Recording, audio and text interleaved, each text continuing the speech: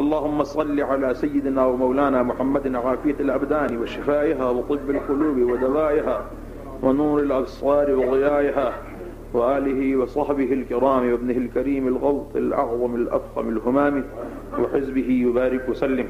اللهم صل على سيدنا ومولانا محمد معدن الجود والكرم وعلى آله وبارك وسلم. صلاة وسلام عليك يا رسول الله صلی اللہ تعالی علیہ وسلم. حضرات گرامی،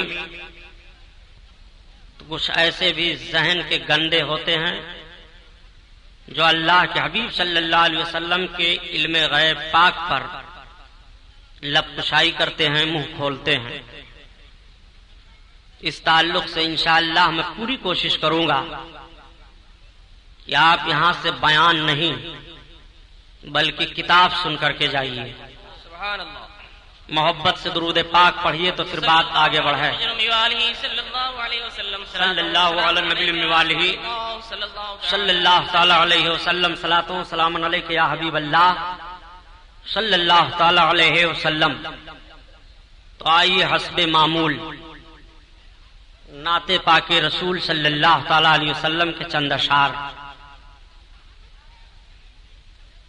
اعلی حضرت عظیم البرکت آیت من آیات اللہ معجزۃ من معجزات رسول اللہ امام احمد رضا خان علیہ الرحمت و رضوان کی سماعت فرمائیں. اعلی حضرت عظیم البرکت اپنے آقا صلی اللہ تعالی علیہ وسلم کی تعریف نعت میں جب کرتے ہیں تو میں یہ بتاتا رہتا ہوں کہ آپ کی نعت کا کوئی نہ کوئی شعر یا تو سرکار کا کوئی معجزہ ہوتا ہے یا تو قرآن عظیم کی کسی آیت کا کوئی ترجمہ یا تو آقا کریم صلی اللہ علیہ وسلم کی مقدس زندگی پاک کا کوئی گوشہ. جیسے سرکار اعلی حضرت عظیم البرکت اپنے آقا صلی اللہ تعالی علیہ وسلم کی تعریف اس طرح سے عرض کرتے ہیں: یا رسول اللہ لمیات نذیرو کفی نظر لمیات نذیرو کفی نظر مثل تو نشد پیدا جانا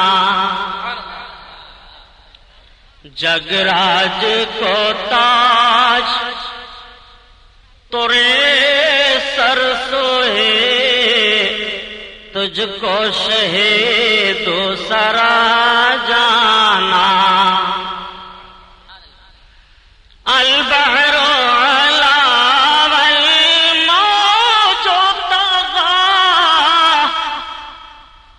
من پہ کسو طوفان ہو شربا من پہ کسو طوفان ہو شربا مجدار میں ہوں بگڑی ہے ہوا موری نیا پار لگا جانا مجدھار میں ہوں بگڑی ہے ہوا موری نیا پار لگا جانا. اعلی حضرت کے شعر میں تلمیح ہے. جب آپ حج کرنے کے لیے جا رہے تھے تو اس وقت یہ پانی والا جہاز چلتا تھا. آپ جب اس پر سوار ہوئے جہاز چلا اور بھی تمام حجاج تھے تو آقا کریم صلی اللہ علیہ وسلم نے کشتی پر سوار ہونے کے وقت ایک دعا بتائی ہے کہ آدمی جب کشتی پر سوار ہو اور وہ دعا پڑھ لے تو سمندر کے طوفان سے، موج سے، طغیانی سے محفوظ رہے گا. کشتی کے غرقابی سے اس کو حفاظت رہے گی۔ اعلی حضرت عظیم البرکت رضی اللہ تعالیٰ عنہ جب سوار ہوئے تو آپ نے کشتی کی اس دعا کو پڑھ لیا۔ سمندر میں جہاز جا رہا تھا، ہچکولے کھانے لگا، طوفان اٹھا۔ تو حاجیوں نے کہا حضرت جہاز کا کپتان اعلان کر رہا ہے کہ اس وقت جہاز سمندر میں پھنس گیا ہے، طوفان ہے، ہچکولے کھا رہا ہے۔ تو اعلی حضرت عظیم البرکت ارشاد فرماتے ہیں کہ اللہ کے حبیب صلی اللہ تعالی علیہ وسلم نے کشتی میں سوار ہونے کے وقت جس دعا کو بتایا ہے کہ پڑھ لو، اس کو میں پڑھ کر کے سوار ہوا ہوں۔ میرا ایمان و عقیدہ ہے کہ تمام سمندر کے طوفان سے میں محفوظ رہوں گا۔ سبحان اللہ سبحان اللہ۔ تو لوگوں نے پھر عرض کیا کہ سرکار بہت زور پر طوفان ہے، کشتی بالکل ہچکولے کھا رہی ہے، خطرہ ہو گیا ہے، جہاز کا کپتان اعلان پر اعلان کر رہا ہے۔ تو اعلی حضرت عظیم البرکت اپنے آقا کی طرف لو لگاتے ہیں۔ سبحان اللہ۔ اب آپ اس شعر کو پڑھیے اور منظر کو ملاحظہ کیجیے۔ البحر علا والموج طغى من بکس طوفان شربا من بکس طوفان شربا مجدھاروں میں ہوں بگڑی ہے ہوا موری نیا پار لگا جانا مجدھار میں ہوں بگڑی ہے ہوا موری نیا پار لگا جانا۔ اور اسی موقع کا ایک شعر یہ بھی ہے، آنے دعا ڈوبو دو اب تو تمہاری جانب یا رسول اللہ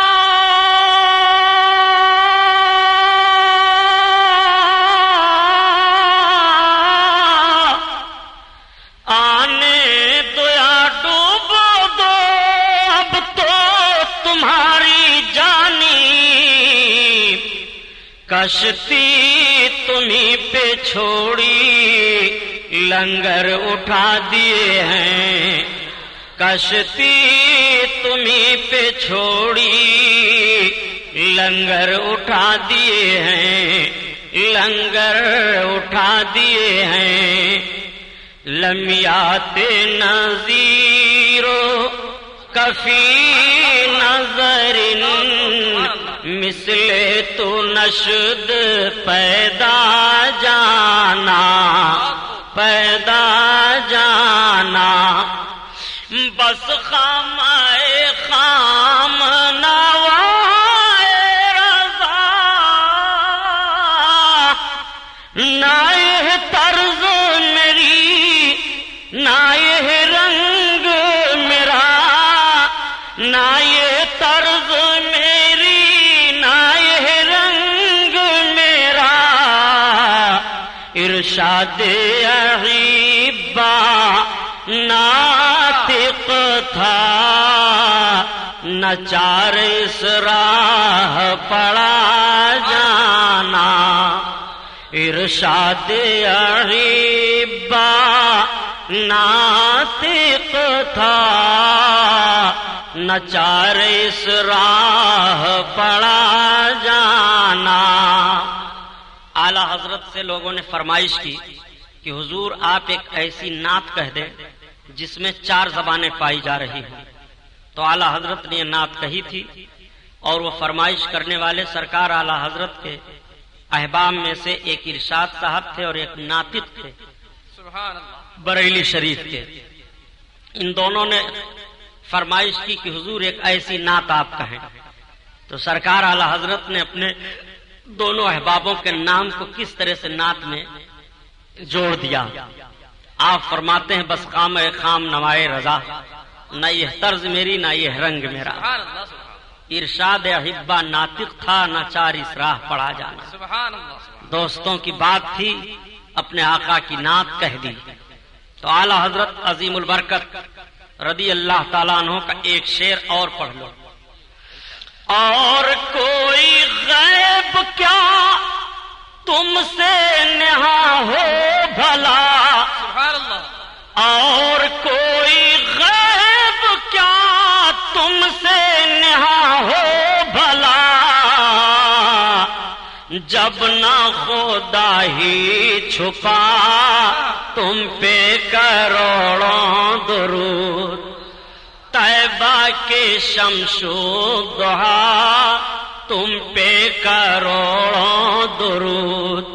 طیبہ کے بدر و دجا تم پہ کروڑوں درود. اور یہ شعر یاد کر لو، پڑھا کرو تو انشاءاللہ دشمنوں کے شر سے بچے رہو گے. تم ہو حفیظ و مغیث، کیا ہے سب دشمن خبیث. تم ہو حفیظ. تم ہو حفیظ و مغیث، کیا ہے وہ دشمن خبیث. تم ہو تو پھر خوف کیا تم پہ کروڑوں درود. تم ہو تو پھر خوف کیا تم پہ کروڑوں درود. اعلی حضرت کا شعر بطور وظیفہ یاد کرو، پیارے عاشق رسول کا شعر ہے یہ. سبحان اللہ. اور اعلی حضرت اپنے آقا کی بارگاہ میں عرض کرتے ہیں یا رسول اللہ، بزرگوں نے فرمایا کہ غریب ہو تو اس شعر کو بطور وظیفہ پڑھا کرو، امیر بن جاؤ گے. سبحان اللہ. سبحان اللہ. خلق کے حاکم ہو تم، رزق کے قاسم ہو تم. خلق کے حاکم ہو تم، رزق کے قاسم ہو تم. جو ملا تم سے ملا تم پہ کروڑوں. تکبیر. نعرہ رسالہ. خطیب الاسانی، امام اعظم کا الفاظ. سبحان اللہ. جو ملا تم سے ملا تم پہ کروڑوں درود. اعلی حضرت نے یہ شعر کب کہا تھا جانتے ہو؟ جب کچھ لوگوں نے اعلی حضرت پر مقدمہ قائم کر دیا تھا اور پیشی آئی تاریخ پر جانے کی بات، تو پورے ایڑی چوٹی کا زور لگا دیا تھا کہ اعلی حضرت کو کورٹ میں ہم لوگ کھڑا کر دیں گے. جب سرکار اعلی حضرت سے آپ کے لوگوں نے عرض کیا تو آپ نے فرمایا میں ہندوستان کی کورٹ کچہری میں نہیں جاؤں گا. لوگوں نے عرض کیا سرکار بہت سخت مقدمہ قائم کیا گیا ہے، آپ کو کورٹ میں جانا پڑے گا. تو آپ نے فرمایا میں نہیں جاؤں گا. بس سرکار اعلی حضرت نے قلم اٹھایا اور یہی شعر آقا کی بارگاہ میں لکھنا شروع کیا. باعزت آپ کا وہ پروانہ واپس کر دیا گیا، آپ کو کورٹ میں کچہری میں جانے کی ضرورت نہیں پڑی. اعلی حضرت عظیم البرکت کا شعر ملاحظہ فرمائیے. بیمار اس شعر کو پڑھا کرے. شافی و وافی ہو تم، کافی و نافی ہو تم. شافی و وافی ہو تم، کافی و نافی ہو تم. درد کو کر دو دوا تم پہ کروڑوں درود. درد کو کر دو دوا. درد کو کر دو دوا تم پہ کروڑوں درود. دشمن سے بچنے کے لیے ہو تو وہ شعر پڑھو، رزق کی کمی ہو تو وہ پڑھو، بیمار ہو تو یہ پڑھو، اور گنہگار ہو تو کیا پڑھو؟ سبحان اللہ. سبحان اللہ. اپنے آقا کی بارگاہ میں اپنے گناہوں کی معافی اس طرح سے مانگو. گرچہ ہیں بے حد قصور سبحان اللہ. تم ہو عفو غفور. گرچہ ہیں بے حد قصور تم ہو عفو غفور. یا حبیب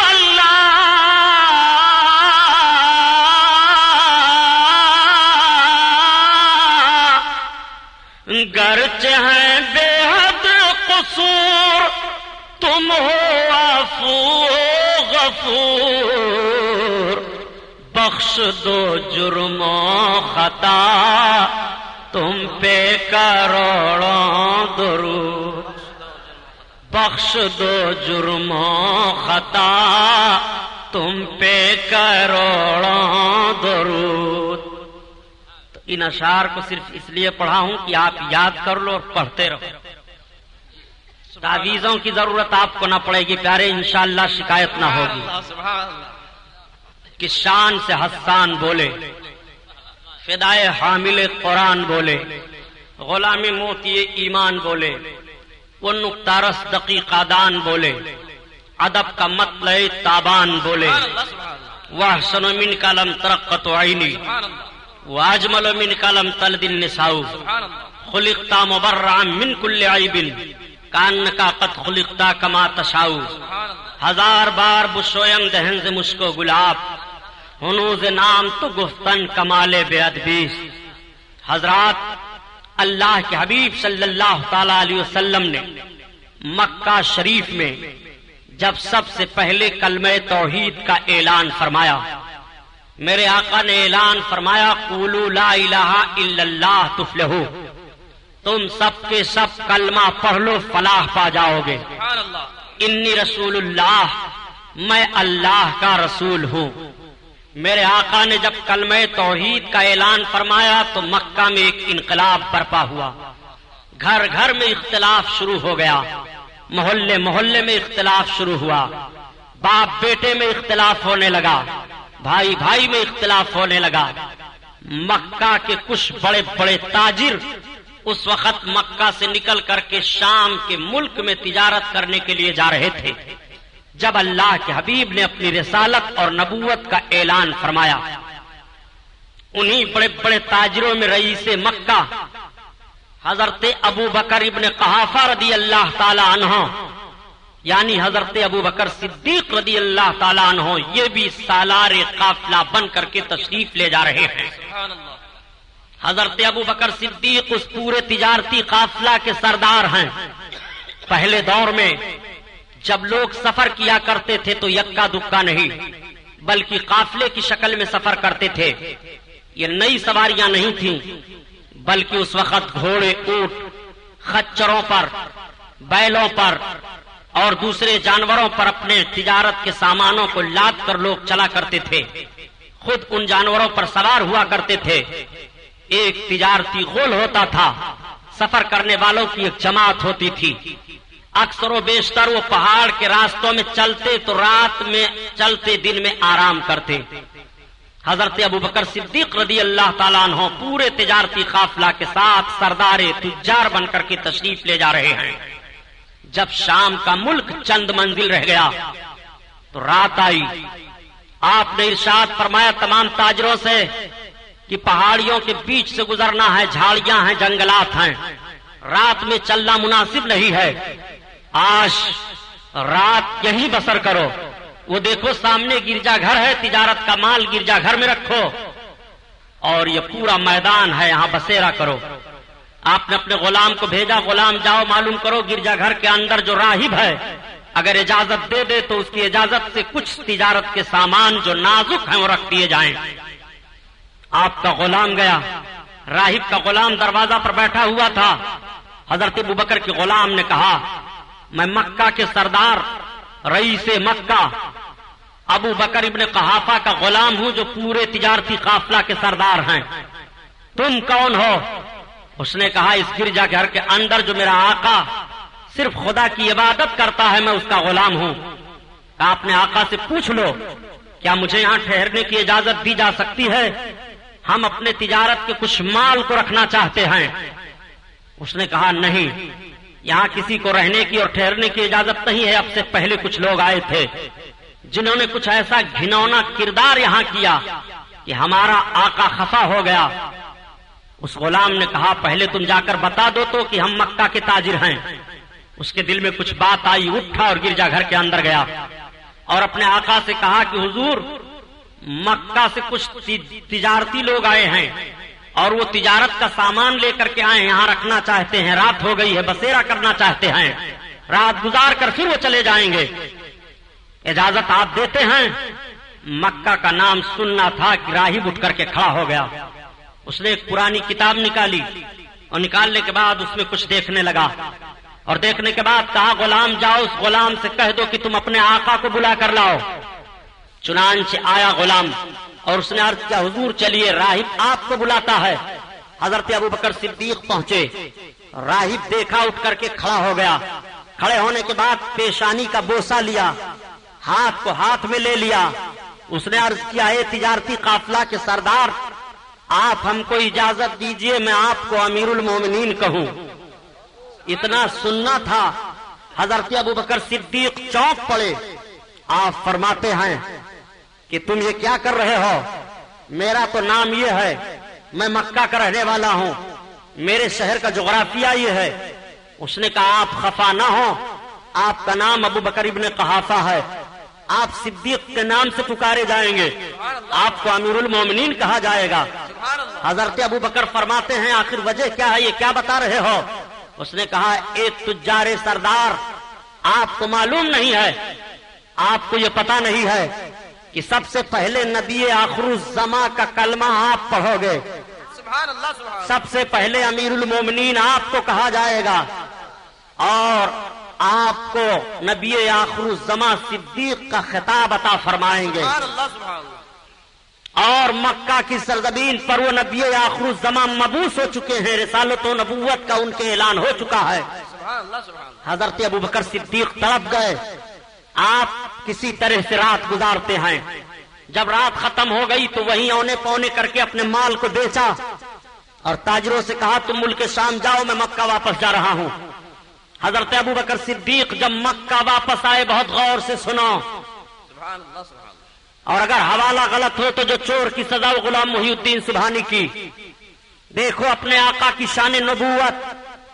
حضرت ابوبکر صدیق جب مکہ میں داخل ہوئے تو ایک انقلاب برپا تھا، مکہ میں ہر طرف یہ بات گونج رہی تھی کہ محمد نے پیغمبری کا اعلان کیا ہے، اپنے رسول ہونے کا اعلان کیا۔ وہ اعلان فرماتے ہیں کہ میرا کلمہ پڑھو فلاح پا جاؤ گے، میں اللہ کا حبیب ہوں، میں اللہ کا رسول ہوں۔ یہ اعلان مکہ کی گلیوں میں گھر گھر گونج رہا تھا، گلی گلی سے آواز آ رہی تھی۔ حضرت ابوبکر صدیق جب اپنے گھر پہنچے، تجارت کے مال کو رکھا، گھر والوں سے پوچھا یہ بتاؤ کہ تمہیں پتا ہے محمد کہاں ملیں گے؟ گھر والوں نے کہا آپ پہلے کپڑے اتارے، کھانا پانی کھا پی لیں، سفر کے تکان سے آپ اطمینان ہو لیں۔ ان کے بارے میں یہ مشہور ہو گیا ہے کہ وہ نبوت و رسالت کا دعویٰ کر رہے ہیں۔ آپ نے فرمایا میں پہلے ان سے ملوں گا۔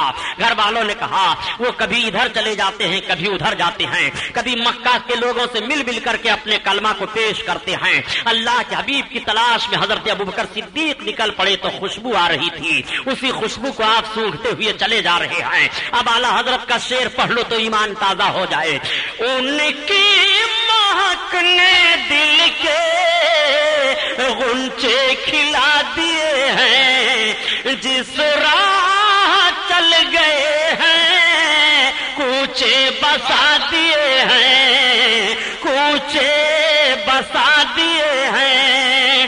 حضرت ابوبکر صدیق لوگوں سے پتہ پوچھتے ہوئے چلے جا رہے ہیں۔ لوگ کہہ رہے ہیں اے ابوبکر ابن قحافہ آپ ان کا پتہ پوچھ رہے ہو جو ہمارے معبودوں کو برا کہہ رہے ہیں، جو اندیکھے خدا کی عبادت کا حکم دے رہے ہیں۔ حضرت ابوبکر صدیق پتہ لگاتے لگاتے فاران کی چوٹی پر پہنچ گئے۔ فاران پہاڑی ہے، اللہ کے حبیب جلوہ فروز ہیں، کعبۃ اللہ کی طرف میرے سرکار دیکھ رہے تھے۔ اتنے میں حضرت ابوبکر صدیق سرکار کے قریب پہنچے، نگاہ نبوت پڑی، آقا صلی اللہ علیہ وسلم اٹھ کر کھڑے ہو گئے، ارشاد فرماتے ہیں آؤ ابوبکر ابن قحافہ آؤ، آؤ ابوبکر ابن قحافہ آؤ۔ ایک جملہ اور میں عرض کرتا چلو پیارے، امتی کے لیے نبی کھڑے ہو رہے ہیں، آپ ذرا عظمت ملاحظہ فرمائیے، اور امتی نبی کے لیے کھڑا ہو جائے تو اعتراض کیا جا رہا ہے۔ حضرت ابوبکر صدیق رضی اللہ تعالیٰ عنہ کے لیے میرے آقا کھڑے ہو گئے، فرماتے ہیں آؤ ابوبکر ابن قحافہ قریب آؤ۔ جب حضرت ابوبکر قریب ہوئے تو آقا ارشاد فرماتے ہیں اہلا و سہلا مرحبا، اہلا و وسهلا مرحبا. میرے آقا کا یہ ارشاد تھا. حضرت ابوبکر صدیق دیوانہ وار سرکار کی بارگاہ میں پہنچ گئے. آقا نے ہاتھ میں ہاتھ لیا, ارشاد فرمایا اے ابوبکر ابن قحافہ قولوا لا الہ الا اللہ تفلحوا. یہ اعلان کر دیا ہے میں نے, اے لوگو اللہ کا کلمہ پڑھو, ایک معبود کی عبادت کرو فلاح پا جاؤ گے. اے ابوبکر میں اللہ کا رسول ہوں, میرا کلمہ پڑھ لو. حضرت ابوبکر صدیق رضی اللہ تعالیٰ عنہ سرکار کا مقدس چہرہ دیکھ رہے ہیں. دیکھتے ہوئے عرض کرتے ہیں یہ تو بتائیے کہ جو نبی ہوتا ہے, رسول ہوتا ہے, وہ اپنے رسالت و نبوت کی کوئی نہ کوئی نشانی پیش کیا کرتا ہے. اتنا کہنا تھا, تب تک میرے آقا نے ارشاد فرمایا اے ابوبکر ابن قحافہ جو گرجا گھر کے اندر راہب نے تمہیں بشارت دی ہے, کیا میری نبوت کے لیے کافی ہے کہ نہیں؟ کیا میری نبوت کے لیے تمہارے لیے دلیل ہے کہ نہیں؟ اتنا حضرت ابوبکر صدیق سے آقا کا فرمانا تھا. حضرت ابوبکر صدیق عرض کرتے ہیں یا رسول اللہ میں جان گیا بس تیری پہچان یہی ہے, مجھے کلمہ پڑھائیے, اسلام میں داخل کیجیے. اللہ کے حبیب نے سرکار ابوبکر کو کلمہ پڑھایا اور اسلام میں داخل فرما لیا. سبحان اللہ سبحان اللہ. اب آپ جملہ پر غور کرو. حضرت ابوبکر صدیق کے اندر کلمہ پڑھنے کی تحریک کیسے پیدا ہوئی؟ اسی بنیاد پر تو کہ گرجا گھر کے اندر بات مجھ سے اور راہب سے ہو رہی ہے, شام کے راستے میں, اور مکہ میں اس کی خبر محمد رکھ رہے ہیں. تعجب کا مقام ہے, پھر بھی علم غیب مصطفیٰ پر بحث کر رہے ہو. یہ غیب نہیں ہے تو اور کیا ہے؟ کیا یہاں حضرت جبریل علیہ السلام وہی لے کر کے آئے ہیں؟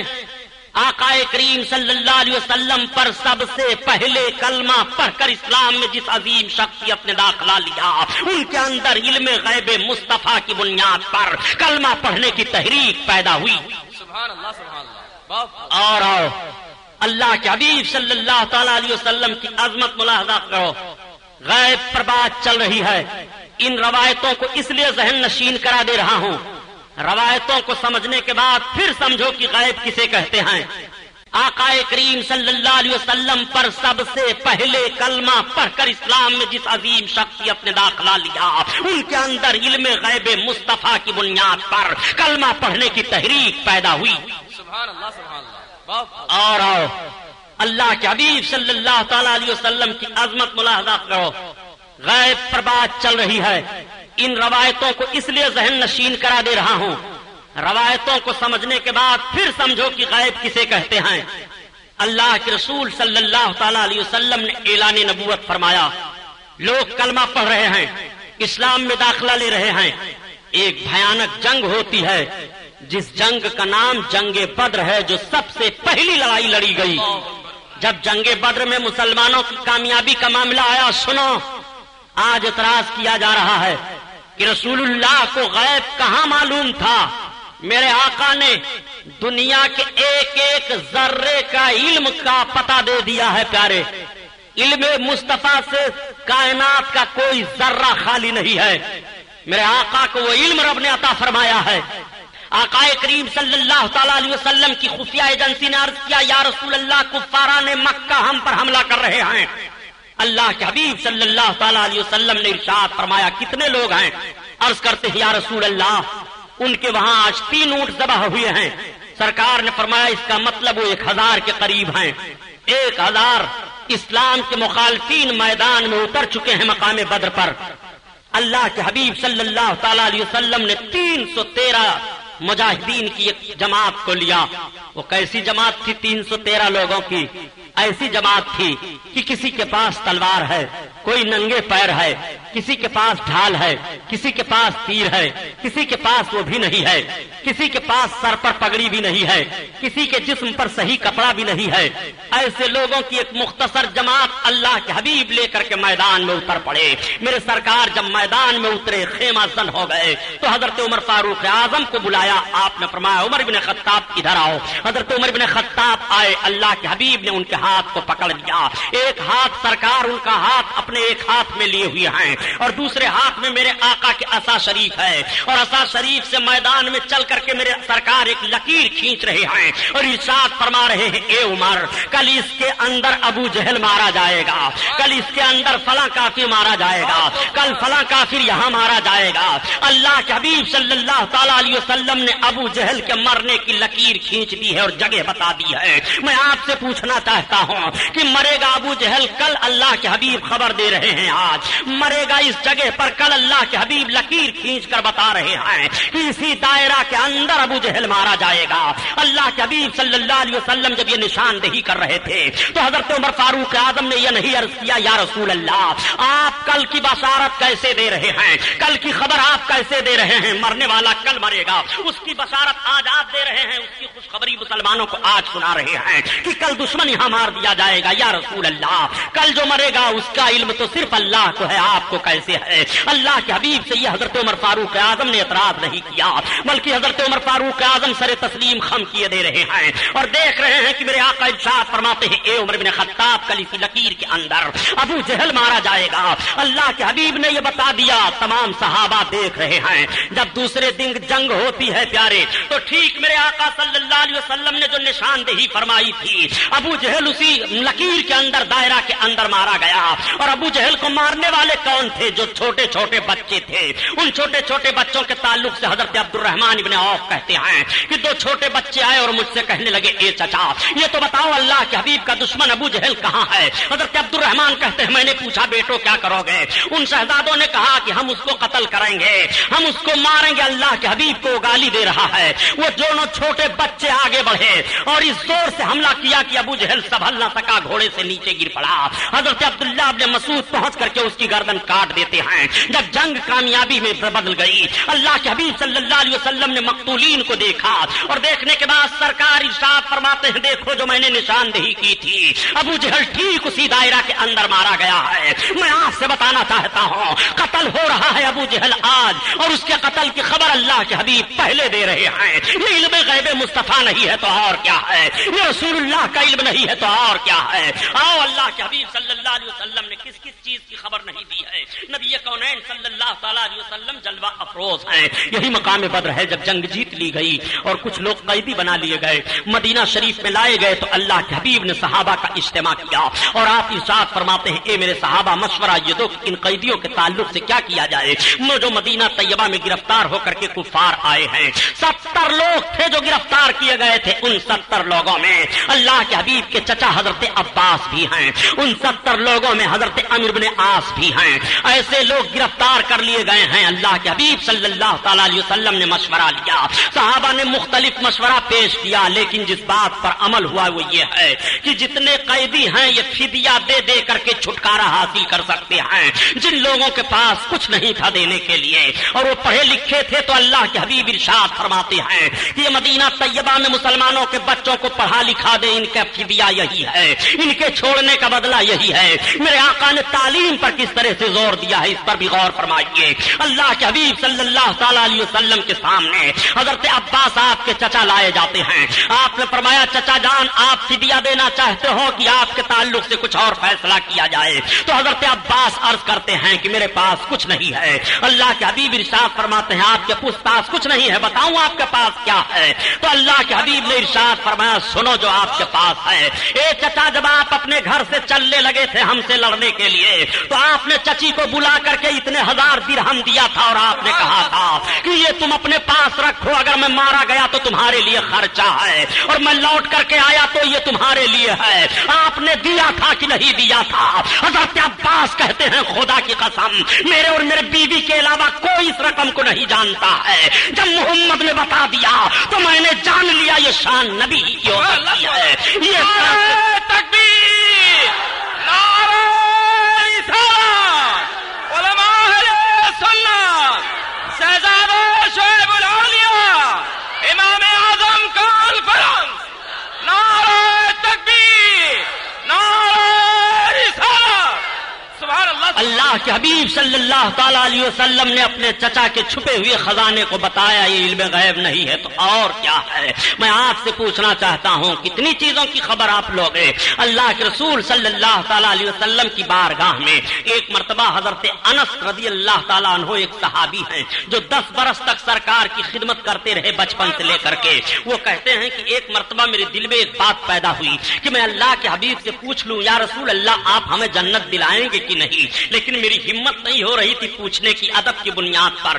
حضرت انس بن مالک فرماتے ہیں کہ ایک روز دیہات سے ایک صحابی آئے اور آنے کے بعد سرکار کے پیچھے نماز ادا کرتے ہیں، اور نماز ادا کرنے کے بعد آقا کی بارگاہ میں بیٹھ گئے اور عرض کرتے ہیں یا رسول اللہ صلی اللہ تعالی علیہ وسلم، میں آپ سے کچھ پوچھنا چاہتا ہوں یا رسول اللہ۔ تو میرے آقا نے ارشاد فرمایا بتاؤ کیا پوچھنا چاہتے ہو؟ وہ عرض کرتے ہیں یا رسول اللہ یہ پوچھنا چاہتا ہوں کہ سرکار قیامت کب آئے گی؟ اب آپ ذرا غور فرمائیے، آج ایک جملہ یہ بھی کہا جاتا ہے کہ اگر نبی صلی اللہ تعالی علیہ وسلم کو غیب کا علم ہوتا تو یہ کیوں نہ بتا دیتے کہ قیامت کب آئے گی؟ نادان نبی نے بتایا تو ہے کہ قیامت جمعہ کے دن آئے گی، قیامت محرم کے مہینہ میں آئے گی، قیامت جب آئے گی تو عورتوں کی کثرت ہوگی، قیامت جب قریب ہوگی تو شراب عام طور سے لوگ پیئیں گے، قیامت جب قریب ہوگی تو زنا عام طور سے کریں گے، قیامت جب قریب ہوگی تو فساق و فجار کی حکومت ہو جائے گی، قیامت جب قریب ہوگی تو مسجدوں میں زور زور سے چلائیں گے، قیامت جب قریب ہوگی تو شریفوں کو رذیل سمجھا جائے گا، قیامت جب قریب ہوگی تو دولت کی کثرت ہو جائے گی، قیامت جب قریب ہوگی تو بازاروں کی کثرت ہو جائے گی، قیامت جب قریب ہوگی تو دوستوں کی قدر کریں گے، ماں باپ کی نافرمانی کریں گے، قیامت جب قریب ہوگی تو عورتیں حکومت کریں گی، قیامت جب قریب ہوگی تو ننگے پیر ننگے بدن والے محلوں میں فخر کریں گے، چرواہے حکومت کریں گے۔ اللہ کے حبیب نے ساری باتیں بتا دی ہیں۔ آقا فرماتے ہیں قیامت جب قریب آئے گی تو زمین اپنے خزانے کو اگل دے گی، قیامت جب قریب آئے گی تو دابۃ الارض نکلے گا، قیامت قریب آئے گی تو حضرت عیسیٰ علیہ السلام نزول فرمائیں گے، قیامت آئے گی اس سے پہلے حضرت مہدی علیہ السلام کا ظہور ہوگا، قیامت کا معاملہ ہوگا تو حضرت مہدی رضی اللہ تعالیٰ عنہ کا ظہور ہوگا، ان کا خطبہ پڑھا جائے گا۔ قیامت جب قریب آئے گی تو اس طرح کی نشانیاں ظاہر ہوں گی، علم اٹھ جائے گا، قیامت قریب آئے گی، قیامت کی بڑی بڑی نشانیوں کو اللہ کے حبیب صلی اللہ علیہ وسلم نے بتا دیا۔ میرے آقا ارشاد فرماتے ہیں قیامت جب قریب آئے گی تو عورتیں لباس پہنے ہوئے بھی ننگی دکھائی دیں گی، لباسات عریانات، عورتیں لباس پہنے ہوئے بھی ننگی دکھائی دیں گی۔ اللہ کے حبیب ارشاد فرماتے ہیں کہ قیامت جب قریب آئے گی تو عورتیں مردوں کا شکل اختیار کریں گی اور مرد عورتوں کی شکل اختیار کریں گے۔ بتاؤ ماحول ہے کہ نہیں؟ اللہ کے حبیب صلی اللہ علیہ وسلم نے ایک ایک نشاندہی کر دی ہے۔ میرے سرکار نے سن کا تعین نہیں فرمایا، آقا تاریخ تو بتا رہے ہیں کہ جمعہ کے دن آئے گی محرم کے مہینہ میں، 10 محرم کو قیامت آئے گی، مگر میرے سرکار نے سن کا تعین نہیں فرمایا۔ اس کی وجہ یہ ہے پیارے کہ اگر سن کا تعین کر دیتے میرے سرکار تو نظام کائنات درہم برہم ہو جاتا۔ اگر یہ بتا دیا جاتا فلاں سن میں قیامت آئے گی تو پھر نہ کوئی ملک تعمیر ہو سکتا تھا، نہ کوئی آدمی مکان بناتا، نہ کوئی شادی بیاہ کرتا کہ فلاں سن میں قیامت آنے والی ہے، ضرورت ہی ہے کیا سب کرنے دھرنے کی۔ دیکھو مرنا حق ہے، سب جانتے ہیں کہ مرنا ہے، لیکن اگر کوئی یہ جان جائے کہ میں فلاں دن مر جاؤں گا تو اللہ ماشاء اللہ اگر اکثریتی طبقہ یہ جان لے میں فلاں دن مر جاؤں گا تو نہ تو وہ شادی کرے گا، نہ تو اپنے بچوں کا انتظام کرے گا، نہ تو مکان بنائے گا، نہ تو تجارت کرے گا۔ اسے یہ معلوم ہے کہ ہاں مرنا ہے، مگر وہ تاریخ نہیں جان رہا ہے کب مجھے مرنا ہے۔ مقصد اپنی زندگی کا حاصل کرنے کے لیے اپنے کام کی رفتار کو بڑھائے جا رہا ہے۔ میرے آقا کو معلوم ہے کہ کس سن میں قیامت آئے گی، مگر نظام قدرت درہم برہم نہ ہونے پائے، اس بنیاد پر نبی نے سن کا تعین نہیں فرمایا۔ سبحان اللہ سبحان اللہ، نعرہ تکبیر، نعرہ رسالت، نبی شعیب الاولیاء، نعرہ تکبیر، سبحان اللہ۔ سن کا تعین نہ کرنے پر ظالموں نے فیصلہ کر لیا کہ نبی کو معلوم نہیں کہ قیامت کب آئے گی۔ سنا، دجال پن ذہن سے نکالو۔ اللہ کے حبیب صلی اللہ علیہ وسلم سے جب انہوں نے عرض کیا یا رسول اللہ قیامت کب آئے گی تو نبی نے انکار نہیں فرمایا کہ میں نہیں جانتا قیامت کب آئے گی۔ آقا صلی اللہ علیہ وسلم ارشاد فرماتے ہیں یہ تو بتاؤ تم نے قیامت کے لیے کون سی تیاری کر رکھی ہے؟ اب صحابی کا عرض سنو۔ جب میرے آقا نے یہ ارشاد فرمایا تو عرض کرتے ہیں یا رسول اللہ میں نے کوئی تیاری نہیں کر رکھی ہے۔ ہاں یا رسول اللہ اتنا ضرور ہے، صحابی نے اپنا عمل نہیں پیش کیا، اپنی نیکیوں کو نہیں شمار کرایا کہ میں یہ نیک کام کرتا ہوں قیامت کے لیے، میں یہ بھلائیاں کرتا ہوں قیامت کے دن کے لیے۔ جیسے میرے سرکار نے فرمایا کہ تم نے کون سی تیاری کر رکھی ہے، عرض کرتے ہیں یا رسول اللہ میں نے کوئی تیاری نہیں کر رکھی ہے۔ ہاں یا رسول اللہ اتنا ضرور ہے کہ آپ سے محبت کرتا ہوں اور اللہ سے محبت کرتا ہوں، تو آقا ارشاد فرماتے ہیں المرء مع من احب الیہ، تو جس سے محبت کرتا ہے اس کا گزر اسی کے ساتھ ہوگا۔ سبحان اللہ سبحان اللہ سبحان سبحان اللہ سبحان نعرہ تکبیر، نعرہ رسالت، امام اعظم کانفرنس۔ اب حضرت انس رضی اللہ تعالیٰ عنہ کہتے ہیں کہ اب میرے اندر جرات پیدا ہوئی، ہمت ہوئی کہ لاؤ میں اپنے آقا سے اپنا انجام پوچھ لوں۔ تب عرض کرتے ہیں یا رسول اللہ، اور قیامت میں میرے لیے جنت کا معاملہ؟ سرکار فرماتے ہیں انس میں قیامت میں تم کو جنت دلاؤں گا۔ قربان جائیے صحابی پر۔ صحابی نے قیامت کے تعلق سے اللہ کے حبیب سے سوال عرض کیا۔ آقا کریم صلی اللہ تعالی علیہ وسلم کی بارگاہ میں، میرے سرکار کی بارگاہ میں ایک صحابی حاضر آئے۔ بہت پتے کی بات عرض کر رہا ہوں، اس کو نوٹ کرو۔ ان کی اونٹنی غائب ہو گئی تھی۔ جب سرکار کی بارگاہ میں وہ حاضر ہوئے، ان کی اونٹنی غائب ہو گئی۔ پہلے یہ عقیدہ بنا ہوگا کہ نبی سے پوچھو بتائیں گے تب تو آئے۔ پہلے صحابی کے ذہن و فکر میں بات آئی ہوگی تب تو وہ سرکار کی بارگاہ میں آ رہے ہیں۔ ذرا ذہن پر زور دے کر کے سمجھیے کہ صحابی تلاش نہیں رہے ہیں، بلکہ جب اونٹنی غائب ہو گئی تو اس کو آقا کی بارگاہ میں آ رہے ہیں تلاشنے کے لیے، اور سرکار کی بارگاہ میں حاضر ہو کر عرض کرتے ہیں یا رسول اللہ، ایک فریاد لے کر کے سرکار میں آیا ہوں۔ آقا فرماتے فریاد؟ ہاں یا رسول اللہ، کون سی بات ہے؟ عرض کرتے ہیں یا رسول اللہ میری اونٹنی غائب ہو گئی ہے۔ آپ واقعہ سنانا مقصد نہیں ہے، جو بات ذہن و فکر میں اتارنا چاہتا ہوں اس کو ذہن میں بٹھاؤ۔ علم غیب کے تعلق سے آج تمہارے اعتراض کا جنازہ نکال دوں گا۔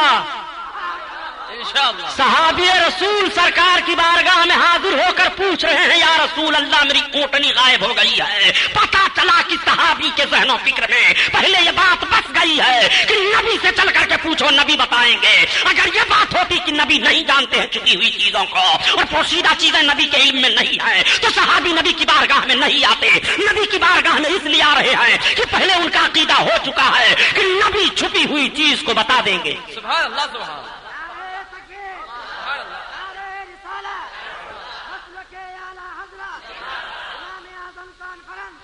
آقا کریم صلی اللہ تعالی علیہ وسلم کا بھی علم ملاحظہ کرو۔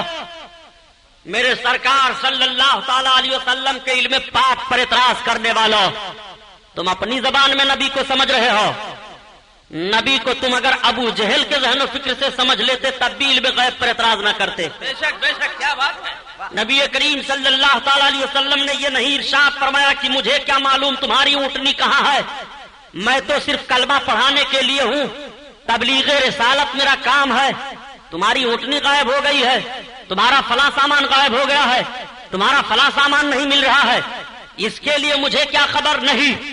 جیسے انہوں نے عرض کیا یا رسول اللہ میری اونٹنی کہاں ہے، غائب ہو گئی ہے، تو آقا فرماتے ہیں چلے جاؤ، فلاں پہاڑی کے پیچھے جھاڑیاں ہیں، چند درخت ہیں، ان درختوں کی ایک شاخ سے تمہارے اونٹنی کی نکیل الجھ گئی ہے، وہیں پر تمہاری اونٹنی ہے۔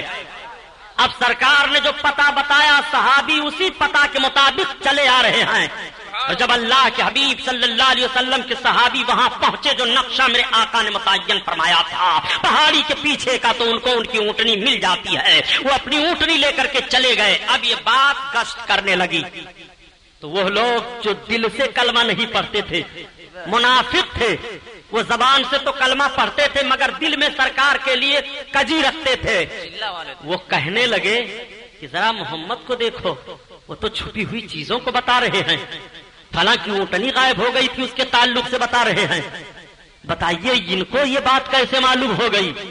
اس قسم کی باتیں منافقین آپس میں کرنے لگے۔ اللہ کے حبیب صلی اللہ تعالی علیہ وسلم کو جب اس کی اطلاع ملی تو میرے سرکار صلی اللہ علیہ وسلم کو جلال آیا۔ میرے آقا مسجد نبوی شریف میں تشریف لے گئے اور آقا جانے کے بعد صحابہ کو بلاتے ہیں اور میرے سرکار منبر پر تشریف فرما ہو کر ارشاد فرماتے ہیں میری قوم کو کیا ہو گیا ہے، میرے علم پر اعتراض کر رہے ہیں، آج پوچھ لو قیامت تک جس کو جو کچھ پوچھنا ہو۔ میرے سرکار نے منبر پر چڑھ کر کے اعلان فرمایا تھا پوچھو آج جس کو جو کچھ پوچھنا ہے۔ میں کہتا ہوں نجد کی بدماش اولادوں سے کہ اللہ کے حبیب کا اس فرمان کو تم پڑھ کر کیوں نہیں سنا رہے ہو؟ اللہ کے حبیب ارشاد فرما رہے ہیں منبر پر آج پوچھ لو جس کو جو کچھ پوچھنا ہو قیامت تک کے لیے. میرے سرکار نے جیسے یہ ارشاد فرمایا تب تک ایک صحابی ہیں حضرت عبداللہ ابن حذافہ، سبحان اللہ سبحان اللہ، وہ کھڑے ہو گئے. حضرت عبداللہ ابن حذافہ کے باپ کے تعلق سے لوگوں کو کچھ شبہ تھا. اتنا بڑا چانس کہاں ملے گا؟ اور ہمت تو دیکھو صحابی رسول کی. وہ کھڑے ہو گئے. جب میرے آقا نے ارشاد فرمایا پوچھو آپ جس کو جو کچھ پوچھنا ہو، تو حضرت عبداللہ کا یہ عقیدہ بنا کہ میرے باپ کے بارے میں لوگ شک کر رہے ہیں، اب اللہ کے حبیب سے پوچھ لوں گا تو شک دور ہو جائے گا. چاہے میں صحیح النسب آج ثابت ہوں گا، یہ جو کچھ معاملہ ہوگا میرے آقا فرما دیں گے. عرض کرتے ہیں یا رسول اللہ پوچھوں؟ ہاں پوچھو. عرض کرتے ہیں یا رسول اللہ من ابی، میرا باپ کون ہے؟ آقا ارشاد فرماتے ہیں ابو کا حذافہ، تیرا باپ حذافہ ہے. سبحان اللہ سبحان اللہ. اتنا سننا تھا. حضرت عبداللہ ابن حذافہ خوش ہو گئے اور خوشی سے جھومنے لگے. ایک بات اور عرض کروں پیارے، اگر آج آپ کسی کے ولدیت کا انکار کر دیں باپ کا، مثلا آپ کہہ دیں کہ عبد الرحمن عبداللہ کا بیٹا نہیں ہے اور عبد الرحمن عبداللہ ہی کا بیٹا ہے، آپ نے انکار کیا تو حضرت علوی صاحب قبلہ سے آپ پوچھو گے شہزادے شعیب الاولیاء سے، مولانا فاروق صاحب سے، تو فرمائیں گے تم نے حرام کیا. کسی کے باپ کا انکار کرنا، تم فلاں کے بیٹے نہیں ہو، یہ حرام ہے، کفر نہیں قرار دیں گے. آپ نے کسی کے باپ کو انکار کیا تو حرام تک کا معاملہ ہوگا کہ تم نے مسلمان کو تکلیف دی ہے، حرام کام کیا. لیکن حضرت عبداللہ ابن حذافہ کا الگ معاملہ ہے. اب اگر کسی نے ان کے باپ کا انکار کر دیا تو صرف حرام نہیں ہوگا، کفر ہو جائے گا. اللہ کے حبیب کے فرمان کا انکار لازم آئے گا. اللہ کے حبیب نے ارشاد فرمایا عبداللہ تمہارا باپ حذافہ ہے. حضرت عبداللہ کی ماں نے جب سنا تو کہا بیٹا تم کو اللہ کے حبیب سے اس طرح کا سوال نہیں کرنا چاہیے. بیٹا تم نے عجیب سوال کر دیا، یہ تو خیریت مناؤ کہ اللہ تعالیٰ نے تمہاری ماں پر کرم کیا کہ اس کا قدم سلامت رہا. اگر ایسی بات نہ ہوئی ہوتی تو بیٹا تم نے کیا پوچھ لیا تھا؟ ایسی بات تمہیں اللہ کے حبیب سے نہیں پوچھنی چاہیے. حضرت عمر فاروق اعظم بارگاہ میں جلوہ افروز ہیں. میرے آقا نے فرمایا پوچھو جس کو جو کچھ پوچھنا ہو قیامت تک. تب تک ایک اور کھڑا ہوا، اس نے عرض کیا یا رسول اللہ بتائیے میں جنت میں جاؤں گا کہ جہنم میں؟ سرکار نے فرمایا تو جہنم میں جائے گا. جیسے سرکار نے یہ بتایا، اب آپ ذرا غور فرمائیے کہ میرے آقا نے جنتی اور جہنمی کی پہچان بتا دی کہ نہیں؟ سرکار نے بتایا تو جہنم میں جائے گا. جہنم میں آقا کی بارگاہ میں حاضر ہے، کلمہ پڑھ رہا ہے، مگر اندر سے کھوٹ ہے، کجی ہے. سرکار نے اس کے نفاق کو ظاہر فرما دیا، تو جہنم میں جائے گا. حضرت عمر فاروق اعظم نے دیکھا کہ اگر ایسے ہی لوگ کے بعد دیگرے پوچھتے رہے تو نہ جانے کتنے راز ظاہر ہو جائیں گے.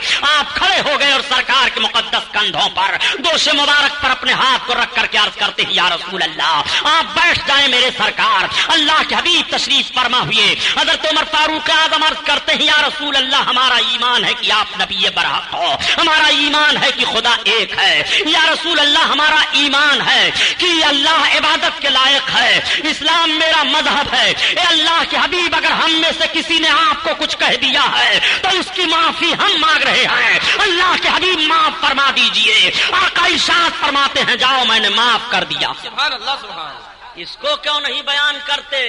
یہ علم غیب نہیں ہے تو کیا ہے؟ یہ نبی کے علم غیب ہی پر تو اعتراض ہوا تھا جب سرکار نے منبر پر کھڑے ہو کر کہا تھا پوچھو جس کو جو کچھ پوچھنا ہے، معلوم کرو قیامت تک میں بتاؤں گا. میرے سرکار نے چیلنج کیا تھا. آج بحث کر رہے ہو کہ نبی کو غیب کا علم نہیں ہے. اگر نبی کو غیب کا علم مان لو گے اور خدا بھی غیب جانتا ہے تو پھر دونوں میں فرق کیا رہے گا؟ نادان میں کہتا ہوں تیرے عقل کے مطابق کہ نبی کے لیے تو چیزیں پوشیدہ ہیں، خدا کے لیے کون سی چیز پوشیدہ ہے؟ جو تو خدا کے لیے کہے گا کہ خدا غیب جانتا ہے، خدا کے لیے تو ساری چیزیں ظاہر ہیں. جو چیزیں وجود میں ہیں وہ بھی ظاہر ہے اور جو چیزیں عدم میں ہیں وہ بھی ظاہر ہے. خدا کے علم پر تو کوئی ذرہ پوشیدہ ہے ہی نہیں. نعرہ تکبیر، نعرہ رسالت. ہماری ماں نے دودھ پلایا ہے تو 5 منٹ بھیڑ میں غیب پر گفتگو اپنے مولویوں سے کروا لو. مسلمانوں کو گمراہ نہ کرو. یہ دجال حرام خور جماعت نبی کے علم غیب پر اعتراض کر رہے ہیں.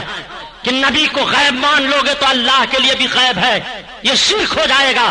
پاگل، رب کے لیے کون سی چیز پوشیدہ ہے؟ سن، رب کے لیے اس لیے غیب کا علم لفظ بولا جاتا ہے کہ جو چیزیں عدم میں ہمارے لیے ابھی ہیں، ہم ان چیزوں کے تعلق سے اپنی معلومات کی بنیاد پر کہہ رہے ہیں کہ رب تعالیٰ ان چیزوں کو بھی جان رہا ہے، اور جو چیزیں وجود میں آ گئی ان کو بھی جان رہا ہے، ذرہ ذرہ کو بھی جان رہا ہے۔ تو جو چیزیں ابھی عدم میں ہیں، وجود میں نہیں آئی ہیں، ان چیزوں کا بھی عالم رب ہے، اور جو وجود میں آ گئی ہیں ان کا بھی عالم رب ہے۔ ہم اپنے طور پر اپنی تفہیم کے لیے رب کی طرف اس لفظ کی نسبت کر رہے ہیں کہ رب تعالیٰ ساری چیزوں کو جانتا ہے۔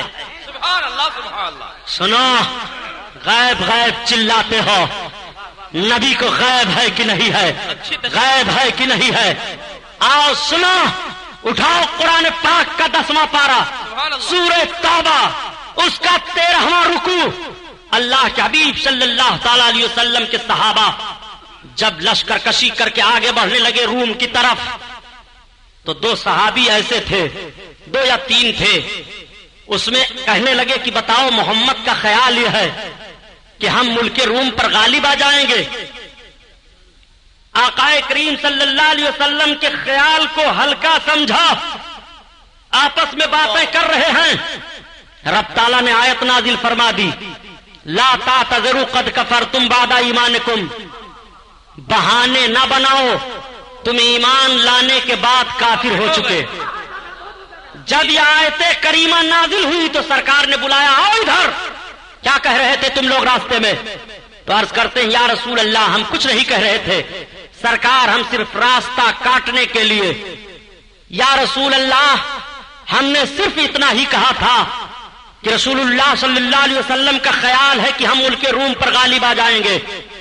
آقا کریم صلی اللہ علیہ وسلم ارشاد فرماتے ہیں اب تم بہانے نہ بناؤ، یہ دیکھو آیت نازل ہو چکی ہے، لا تعتذروا قد کفرتم بعد ایمانکم، ایمان لانے کے بعد تم کافر ہو چکے۔ علم غیب مصطفیٰ کو ہلکا سمجھا تھا تو رب تعالیٰ قرآن میں آیت نازل فرما رہا ہے کہ تم میرے محبوب کے علم پاک کا انکار کرو گے، اگر تم ایمان والے تھے مگر اب بے ایمان ہو چکے ہو، اب کافر ہو چکے ہو، بہانہ نہ بناؤ۔ یہیں سے پتا چلا کہ اگر ایمان والا ہے کوئی اور نبی کی شان میں ذرہ برابر توہین کرے گا تو بے ایمان ہو جائے گا، سرکار کی شان میں ذرہ برابر بھی ایک کلمہ کہے گا توہین کا تو اس کا ایمان چلا جائے گا۔ اور عرض کروں ایک بات، حضرت عیسیٰ علیہ الصلوۃ والتسلیم کو پیغمبر سب مانتے ہیں نا؟ حضرت عیسیٰ پیغمبر علیہ الصلوۃ والتسلیم کا حال یہ تھا کہ اگر کوئی کچھ کھا کر کے آتا تو آپ بتا دیتے، اور گھر میں چھپا کر کے آتا تو آپ بتا دیتے۔ یہ قرآن میں رب ارشاد فرماتا ہے کہ عیسیٰ تم کو خبر دے رہے ہیں جو تم کھا کر کے آ رہے ہو ان چیزوں کی بھی، اور جو تم اپنے گھروں میں چھپا کر آ رہے ہو ان چیزوں کی بھی۔ تو حضرت عیسیٰ علیہ السلام کے لیے غیب مانو اور نبی کے لیے غیب تسلیم کرو تو مشرک ہو جاؤ گے۔ حضرت عیسیٰ علیہ السلام کو اگر یہ انکار کر دو کہ وہ چھپی ہوئی چیزوں کو نہیں بتا پاتے تھے تو تمہارا اسلام میں داخلہ ہی نہیں رہے گا۔ نادان حضرت عیسیٰ علیہ السلام کے لیے اگر تو یہ مان لے تو تیرا داخلہ اسلام میں نہیں رہے گا، اور تو پیغمبر کا کلمہ پڑھتے ہوئے پیغمبر کے لیے جب یہ ذہن رکھے گا کہ نبی کو غیب کا علم نہیں تھا تب تو اسلام میں کیسے رہ جائے گا۔ اور سنو، نبی کونین صلی اللہ تعالی علیہ وسلم کے علم پاک کی بات چلی ہے، میرے سرکار کو علم غیب کیسے کیسے حاصل ہے؟ یہ کہتے ہیں اگر نبی کو غیب کا علم تھا تو حضرت عائشہ کا جب ہار غائب ہوا تب کیوں نہیں بتایا؟ حضرت عائشہ کا ہار غائب ہوا نبی نے نہیں بتایا، اس کا مطلب نبی کو علم غیب نہیں ہے۔ نبی پاک کے مقدس نالین میں نجاست لگ گئی تھی، اگر نبی کو معلوم ہوتا غیب تو کیوں نجاست لگ جاتی؟ نبی کے چارپائی کے نیچے کتے کا پلہ تھا، اگر وہ کتا کا پلہ جان جاتے تو کیوں بتاتے نا؟ نبی کو علم غیب تھا تو کھانے میں زہر ملایا گیا، کیوں نہیں بتایا؟ نبی کو علم غیب تھا تو صحابہ پر دیواریں گرائی جانے کا مقصد تمام کیا تھا یہودیوں نے اور گرایا تھا، کیوں نہیں بتایا؟ کیوں صحابیوں کو بھیج دیا؟ ان ساری باتوں کو یہ لاتے ہیں کہ نبی کو علم غیب نہیں تھا. کتنی چھوٹی باتیں کر رہے ہو. اگر میرے سرکار نے کسی چیز کو بتایا نہیں تو اس کی دلیل یہ ہے کہ نہیں جانتے تھے. حضرت عائشہ کا ہار غائب ہوا تو کیا کسی صحابی نے یہ پوچھا تھا کہ یا رسول اللہ آپ بتاؤ عائشہ کا ہار کہاں ہے؟ نہیں. جب حضرت عائشہ صدیقہ ام المومنین پیچھے رہ گئی تھی اور آپ پر ظالموں نے الزام قائم کیا تھا، اب آپ کی بیوی پر الزام قائم ہوا تھا. اگر میرے سرکار اپنی طرف سے اپنے بیوی کی صفائی پیش کر دیتے تو منافقین ہنستے کہ یہ نبی کے بیوی کی بات تھی محمد کی، اس لیے انہوں نے یہ صفائی پیش کر دی ہے. میرے سرکار خاموش رہے. نبی کو علم غیب ہے کہ مجھے عائشہ کے ہار کو بتانے کی ضرورت کیا ہے اور عائشہ کی صفائی دینے کی ضرورت کیا ہے. میرا رب عائشہ کے تعلق سے صفائی کی آیت نازل فرمانے والا ہے، اس لیے میرے رسول صلی اللہ علیہ وسلم نہیں بتا رہے ہیں. یہ علم غیب پاک کی دلیل ہے کہ رسول خاموش ہے کہ آیت اترنے والی ہے عائشہ کے تعلق سے، اس لیے تمہیں بولنے کی ضرورت نہیں ہے. سبحان اللہ سبحان اللہ. بہت خوب. سنا حضرت عائشہ کا ہار غائب ہوا کیوں نہیں بتا دیا؟ کتے کا پلا چارپائی کے نیچے تھا، نبی نے کیوں نہیں بتا دیا؟ تو سرکار نے کتے کا پلا چارپائی کے نیچے تھا نہیں بتایا اور وہی نہیں آئی اتنی دیر تک کے لیے، تو اس کا مطلب وہ غیب نہیں جانتے تھے. ذہن پر ذرا سا زور دو. میرے سرکار فرما دیتے کہ چارپائی کے نیچے کتے کا پلا ہے تو عقلی طور پر سوچو تم، کتے کا پلا چارپائی کے نیچے تھا، نبی نے کیوں نہیں بتا دیا؟ تو سرکار نے کتے کا پلا چارپائی کے نیچے تھا نہیں بتایا اور وہی نہیں آئی اتنی دیر تک کے لیے، تو اس کا مطلب وہ غیب نہیں جانتے تھے. ذہن پر ذرا سا زور دو. میرے سرکار فرما دیتے کہ چارپائی کے نیچے کتے کا پلا ہے تو عقلی طور پر سوچو تم، اس نہ بتانے میں کتنا راز پوشیدہ ہے. حضرت جبریل علیہ السلام حاضر ہو رہے ہیں. آقا نے ارشاد فرمایا جبریل آنے میں تاخیر. عرض کرتے ہیں یا رسول اللہ آپ کی چارپائی کے نیچے کتے کا پلا تھا، بچہ تھا. ہم فرشتے جہاں کتے ہوتے ہیں وہاں رحمت کے فرشتے نہیں آتے ہیں. حضرت جبریل علیہ السلام نے سرکار کو یہ قانون دیا. کتنی بڑی دولت ہم لوگوں کو ملنے والی تھی. میرے سرکار اگر کتے کا پلا چارپائی کے نیچے ہے اور نہیں بتا رہے ہیں تو حضرت جبریل کے ذریعہ سے یہ دولت ملنے والی ہے. حضرت جبریل آ کر بتانے والے ہیں کہ یا رسول اللہ ہم رحمت کے فرشتے اس جگہ نہیں جاتے ہیں جہاں پر کتا ہوتا ہے. اگر اللہ کے حبیب پہلے ہی بتا دیتے تو یہ نعمت تمہیں کیسے ملتی؟ حضرت جبریل کے ذریعہ سے. بہت خوب. سبحان اللہ سبحان اللہ. سرکار کا ایک ایک فعل تو قانون الہی ہے اور حکمت ہے اس میں. اللہ کے حبیب کو اگر غیب کا علم معلوم تھا تو آپ کے دروازے پر جب حضرت جابر گئے اور دروازہ کھٹکھٹایا تو سرکار نے فرمایا کون؟ تو حضرت جابر نے کہا میں. تو سرکار کو غیب کا علم معلوم ہوتا تو کیوں کہتے کہ میں کیا نام بتاؤ جی؟ یہ اعتراض ہے ان کا. اس لیے ثابت ہوا کہ نبی کو غیب کا علم نہیں ہے. اگر غیب کا علم ہوتا تو حضرت جابر کا نام سرکار کیوں پوچھتے؟ نوٹ کرو اس کو اور یاد کر لو. یاد نہیں کرتے ہو آپ لوگ، خالی بس ہے سرکار کو علم غیب تھا. وہ بول رہا ہے آپ سن رہے ہو. جبڑا پھاڑ دو ایسے لوگوں کا. یا تو ان کی باتیں سنو ہی نہیں، وہ توہین سرکار کی کرتا جا رہا ہے، تم سن رہے ہو. توڑ دینا. آقا کریم صلی اللہ تعالی علیہ وسلم کا ایک ایک قانون تعلیم امت کے لیے ہے. جیسے حضرت جابر نے دروازہ کھٹکھٹایا تھا اور بلا نام پوچھے سرکار دروازہ کھول دیتے تو آج قانون بن جاتا کہ تمہارے دروازے پر جو بھی آئے تمہارا دروازہ کھٹکھٹائے کھول دو بلا نام پوچھے پہچانے. یہ نبی کی سنت ہے. بتاؤ کتنا بڑا خطرہ پیدا ہو جاتا. اس لیے نبی نام پوچھ رہے ہیں، میں بتانے سے کام نہیں بنے گا. تم اپنا نام بتاؤ تاکہ قانون بن جائے کہ نبی کونین نے قانون دیا ہے کہ جب کوئی کسی کے دروازہ پر پہنچے اور دروازہ کھٹکھٹائے اور جب پوچھا جائے کون تو وہ نام بتا دے. نام بتانا یہ سنت ہے اور نام پوچھنا یہ سنت ہے. سبحان اللہ سبحان اللہ. یہ دستور بن جائے نبی کا ایک ایک فعل قانون ہے زندگی کے لیے. بتائیے اگر میرے سرکار ایسا کھول دیے ہوتے حضرت جابر کے لیے دروازہ تو آج کوئی بھی شاہ عالم سیٹھ کی آفس پر پہنچتا کھٹکھٹاتا یا نہ نام پوچھتے نہ پہچانتے, کھول دیتے کہ سرکار کی سنت ہے. اب پتہ نہیں دوست ہے کہ دشمن ہے. عبداللطیف صاحب کے لکڑے کی دکان پر آگ لے کر کے جاتا کھٹکھٹاتا, کھولو سرکار کی سنت ہے, نہ نام پوچھو نہ گاؤں پوچھو, آگ رکھ دیتا. بتائیے تباہیاں تھی کہ نہیں, بربادیاں تھی کہ نہیں؟ اللہ کے حبیب صلی اللہ علیہ وسلم نے قانون دے دیا کہ اب اگر کوئی دروازے پر کھڑا ہو رہا ہے اور تمہیں آواز دے رہا ہے تو پہلے اس کا نام پوچھ لو, اور دروازہ کھٹکھٹانے والے کو چاہیے کہ وہ نام بتا دے. نبی کا ایک ایک فعل امت کے لیے تعلیم ہے. اور سنو, نہ بتانا جاننے کی دلیل نہیں ہے پیارے کہ نہیں جانتے. آپ عقلاً سمجھ لو, استاد شاگرد سے پوچھتا ہے یہ بتاؤ, تو کیا یہ مطلب کہ وہ نہیں جانتا؟ اگر یہ قانون بنا لو گے تو رب العزت کی ذات پر اعتراض پڑے گا. بتاؤ رب کو معلوم ہے کہ نہیں معلوم ہے کون جنتی کون دوزخی؟ بولیے.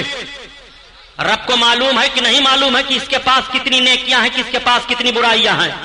ہے نہ معلوم. رب تعالیٰ نے پھر دونوں کندھوں پر دو فرشتوں کو کیوں رکھا ہے کہ برائیاں ایک لکھے ایک نیکیاں لکھے؟ کیوں رکھا؟ قیامت کے دن کیوں یہ دفتر پیش کیا جائے گا, کھولا جائے گا؟ یہ تم نے جتنی نیکیاں کی ہیں یہ ہیں, یہ تم نے جتنی برائیاں کی ہیں یہ ہیں, یہ تمہاری اچھائیاں ہیں, یہ تمہاری برائیاں ہیں. فرشتے جو دفتر دونوں تیار کر رہے ہیں تمہارے کاندھے پر, وہ دفتر تمہارے سامنے رکھ دیا جائے گا. کیا رب نہیں جانتا ہے؟ رب کو علم ہے کہ کون جنتی ہے کون دوزخی. دوزخی کو دوزخ میں ڈالے, جنتی کو جنت میں ڈالے. نہ دفتر کی ضرورت, نہ میزان کی ضرورت, نہ پرکھنے کی ضرورت, نہ حساب کی ضرورت, نہ کتاب کی ضرورت. وہ جنتی کو جنت میں ڈال دے, دوزخی کو دوزخ میں ڈال دے. کسی کے اندر ہمت ہے کہ احتجاج کرے؟ پھر رب تعالیٰ نے کیوں ایسا رکھا؟ یہ نظام قدرت ہے, اس کی مشیت ہے. اس کے نظام پر, اس کی مشیت پر کسی کو کوئی اعتراض نہیں. رب کا نظام ہے, اس کی مشیت ہے کہ ہم تمہارا جرم تمہارے کندھے پر جو دو فرشتوں کو رکھے ہیں ان کے ذریعہ تمہارے سامنے ثابت کریں گے. ہم کو تو علم ہے ہی, تمہیں بھی علم ہو جائے کہ تم نے کتنا گناہ کیا ہے, کتنی اچھائیاں کی ہیں. ورنہ رب تو سب کچھ جانتا ہے. تو اب اگر آپ کا قانون مان لیا جائے تو کہنا پڑے گا کہ رب نہیں جانتا ہے اس لیے لکھوا رہا ہے. بھئی آپ تو حساب و کتاب اسی لیے رکھتے ہیں کہ آپ بھول سکتے ہیں نا. آپ سے بھول ہو سکتی ہے تو معاذ اللہ کیا رب سے بھی بھول ہو سکتی ہے؟ کیا رب بھی نہیں جانتا ہے؟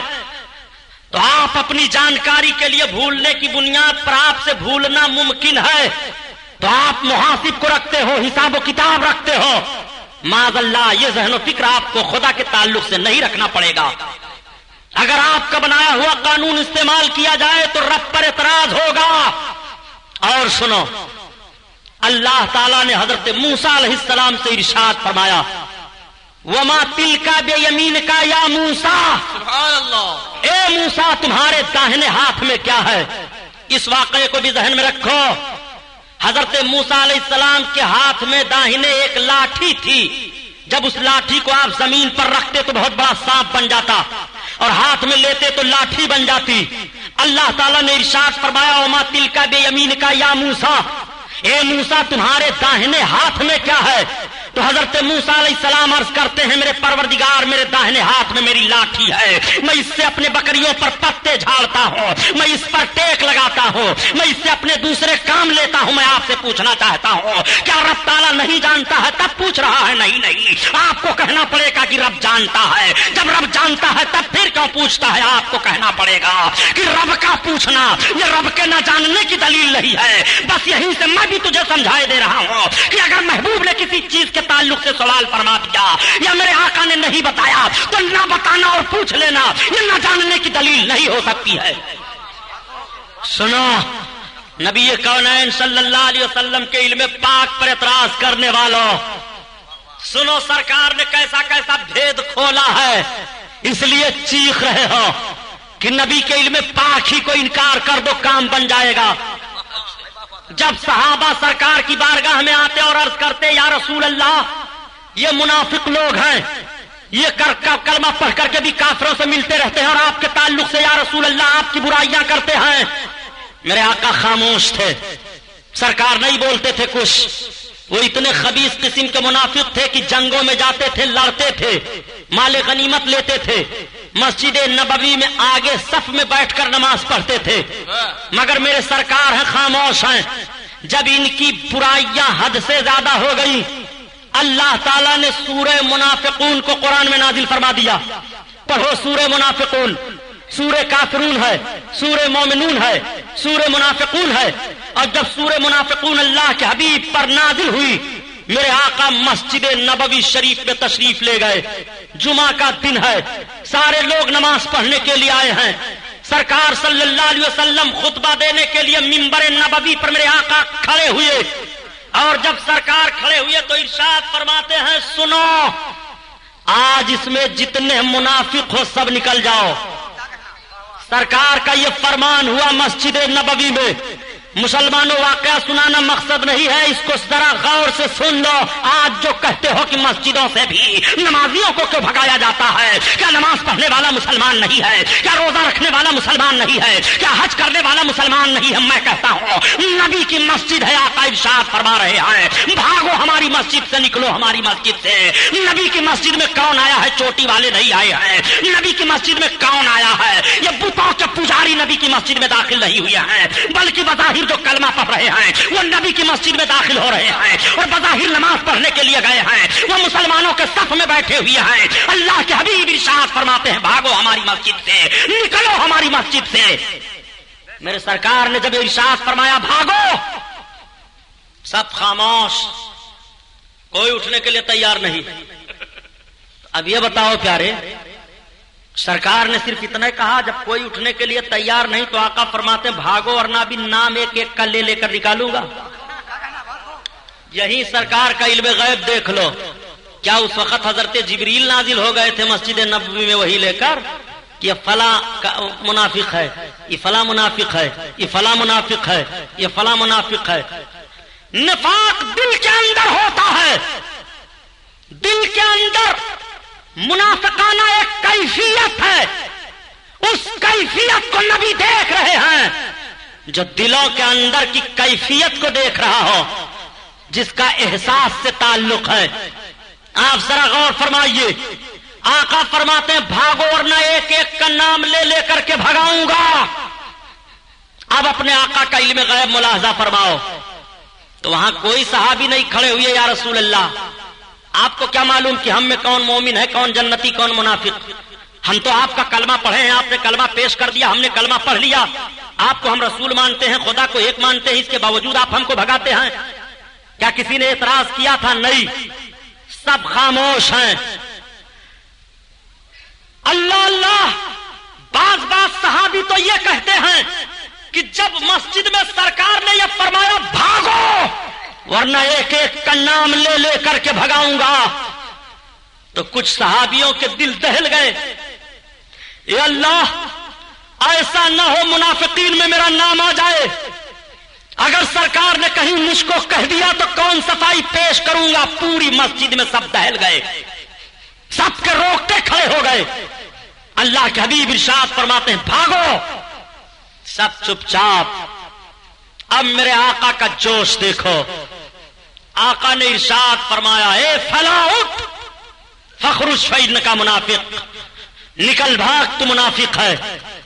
سرکار نے بلا اس کے دل کے نفاق کو دیکھے ہوئے بتا دیا تھا. یہ غیب نہیں ہے تو اور کیا ہے؟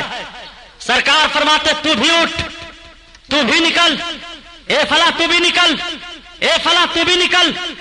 300 مرد 175 عورتوں کو مسجد سے سرکار نے نکالا تھا, 550 کی تعداد کو. یہ تو 10-20 ہوتے ہیں, زیادہ تو ہوتے نہیں, 10, 20, 25, 50 ہوتے ہیں. اس کے باوجود نہیں بھگا پاتے آپ. 24 ہوتے ہیں. بہت گندھورا عادت ہے یہ, اتنا گندھورا عادت ہے کہ اس کو کوئی نہیں پسند کرتا ہے. سنو, 550 کو سرکار نے مسجد سے بھگایا. اور جب آقا نے بھگا دیا تو یہ بڑے بدماش تھے کل. یہ گئے اور یہ لوگ خود ایک مسجد بنانے لگے, اور مسجد بنا کر پھر آئے. کہا تو آپ نے اپنی مسجد میں نہیں نماز پڑھنے دیا تو ہماری ہی میں چلیے پڑھ لیجئے. تو سرکار نے 2 صحابی کو بلایا, کہا ادھر آؤ, جاؤ ان خبیثوں کی مسجد پھونک دو. تو مدینہ طیبہ میں اس کو جلا دیا گیا. قرآن میں اس کا بیان آیا ہے مسجد زرار، نقصان دینے والی مسجد. اللہ کے حبیب نے پھکوایا مدینہ طیبہ میں. اب ذرا اس سعودی حکومت کی بدماشی دیکھو، جہاں مسجد زرار کو منافقین نے تعمیر کیا تھا اور سرکار نے جلوا دیا تھا، ان ظالموں نے اسی جگہ پر مسجد بنوایا ہے اور اس کا نام مسجد نور رکھا ہے. بتاؤ آپ ان کی ہم آہنگی دیکھو منافقوں سے. اللہ کے حبیب کا یہ علم غیب ہے کہ نہیں کہ مسجد نبوی شریف سے میرے سرکار نے منافقین کو نکالا؟ اور آؤ دیکھو اپنے آقا کا علم غیب. سرکار بیٹھے ہوئے ہیں، صحابہ کی انجمن لگی ہوئی ہے. صحابہ نے ایک نوجوان کی تعریف شروع کر دی. عرض کیا یا رسول اللہ، ایک نوجوان ہم میں ہے جو بڑا عابد ہے، بڑا زاہد ہے، بڑا متقی ہے، ایسا ہے ویسا ہے. سرکار سے صحابہ تعریف کر ہی رہے تھے، تب تک وہ نوجوان پہنچ گیا. صحابہ نے عرض کیا یا رسول اللہ، یہی نوجوان ہے جس کی ہم تعریف کر رہے تھے. وہ نوجوان کھڑا ہوا، سرکار کو سلام کیا. آقا نے اس کو دیکھا اور دیکھنے کے بعد ارشاد فرمایا، کیا تو اپنے دل میں ابھی یہ نہیں سوچ رہا تھا کہ یہاں تجھ سے کوئی اچھا نہیں ہے؟ دل کے راز کو میرے سرکار نے بتایا. کیا تو اپنے دل میں ابھی یہ نہیں سوچ رہا تھا کہ یہاں تجھ سے اچھا کوئی نہیں ہے؟ وہ نوجوان کھڑے ہو کر نبی کے سامنے سوچنے لگا کہ یہاں مجھ سے اچھا کوئی نہیں ہے. اس نے اپنے دل میں سوچا کہ نبی اس کے دل کی بات بتا رہے ہیں. آقا فرماتے ہیں تو ابھی اپنے دل میں یہ سوچ رہا تھا. اس نے عرض کیا ہاں یا رسول اللہ. اب وہ سرکار کو سلام کیا، مسجد میں چلا گیا، نماز پڑھنے لگا. آقا ارشاد فرماتے ہیں کون ہے جو اس کو قتل کرے گا؟ حضرت ابوبکر صدیق نے عرض کیا یا رسول اللہ میں ماروں گا. حضرت ابوبکر جب گئے تو دیکھا کہ وہ نیت باندھے ہوئی ہے. واپس پلٹے. عمر فاروق اعظم نے عرض کیا یا رسول اللہ میں ماروں گا. جب یہ گئے تو دیکھا وہ رکوع میں جا رہا ہے. وہ پلٹ کر آئے. حضرت علی عرض کرتے ہیں یا رسول اللہ میں ماروں گا.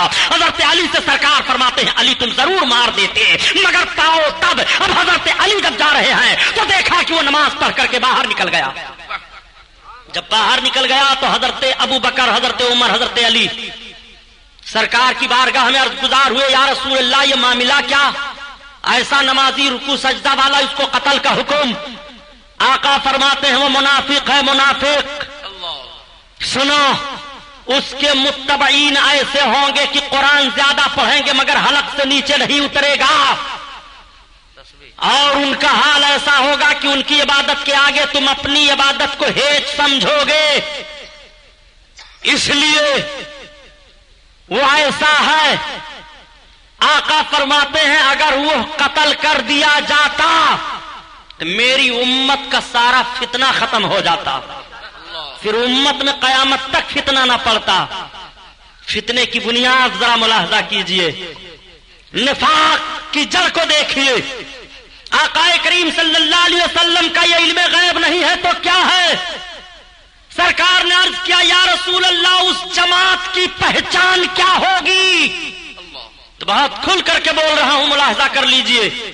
آقا ارشاد فرماتے ہیں سیماہم التحلیق، وہ سر مڈے لوگ ہوں گے، سر گھٹائے ہوں گے، ان کی پہچان یہ ہوگی. آپ ملاحظہ کیجئے اس جماعت کو. اللہ کے حبیب صلی اللہ علیہ وسلم کا یہ علم غیب ہے. مسجد نبوی شریف ہے، حجرہ مقدسہ کے قریب آپ تشریف لائے اور اپنے حجرہ کے پورب سائٹ میرے آقا دیکھ کر کے ارشاد فرماتے ہیں افسوس، اس طرف سے میں فتنہ دیکھ رہا ہوں، یہاں سے شیطان کی سینگ اگے گی، یہاں سے زلزلے اٹھیں گے نکلیں گے، شیطان کی جماعت نکلے گی. عرض کرتے ہیں عرض کرنے والے یا رسول اللہ اس جگہ کا نام کیا ہے؟ آقا کریم صلی اللہ علیہ وسلم نے جب انگلی کا اشارہ کر کے بتایا تو آج یہ ظالم کہتے ہیں کہ وہ عراق کی طرف سرکار نے اشارہ فرمایا. نادان، چل ہم تیری بات مان لیتے ہیں کہ عراق کی طرف آقا نے اشارہ کر کے فرمایا، مگر دوسری حدیث سن، یہ علم غیب ہے میرے سرکار کا. میرے آقا خیر و برکت کی دعا مانگ رہے ہیں رب کی بارگاہ میں. تو ملک یمن کے لوگ پیچھے حاضر تھے. وہ عرض کرتے ہیں یا رسول اللہ میرے یمن کے لیے دعا مانگ دیجیے. آقا نے یمن کے لیے برکت کی دعا مانگی. شام کے لوگوں نے عرض کیا یا رسول اللہ میرے ملک شام کے لیے برکت کی دعا مانگ دیجیے. سرکار نے ملک شام کے لیے برکت کی دعا مانگی. اب جب نجد کے لوگوں نے عرض کیا یا رسول اللہ وہ فی نجدنا، تو میرے سرکار خاموش رہے. آخر میں میرے آقا نے ارشاد فرمایا کہ وہاں سے شیطان کی سینگ نکلے گی, وہاں سے زلزلے اٹھیں گے, وہاں سے فتنے اٹھیں گے.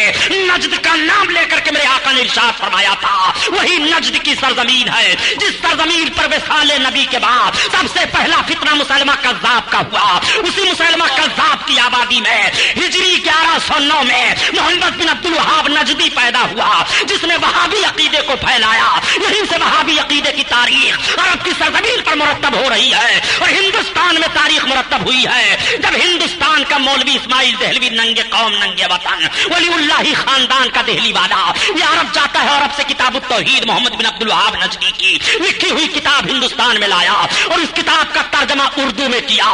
تب وہاں سے وہابیت کی داغ بیل ہندوستان میں پڑی. نعرہ تکبیر, نعرہ رسالت, امام اعظم کانفرنس, شہزادہ شعیب الاولیاء. یہ علم غیب ہے میرے سرکار کا.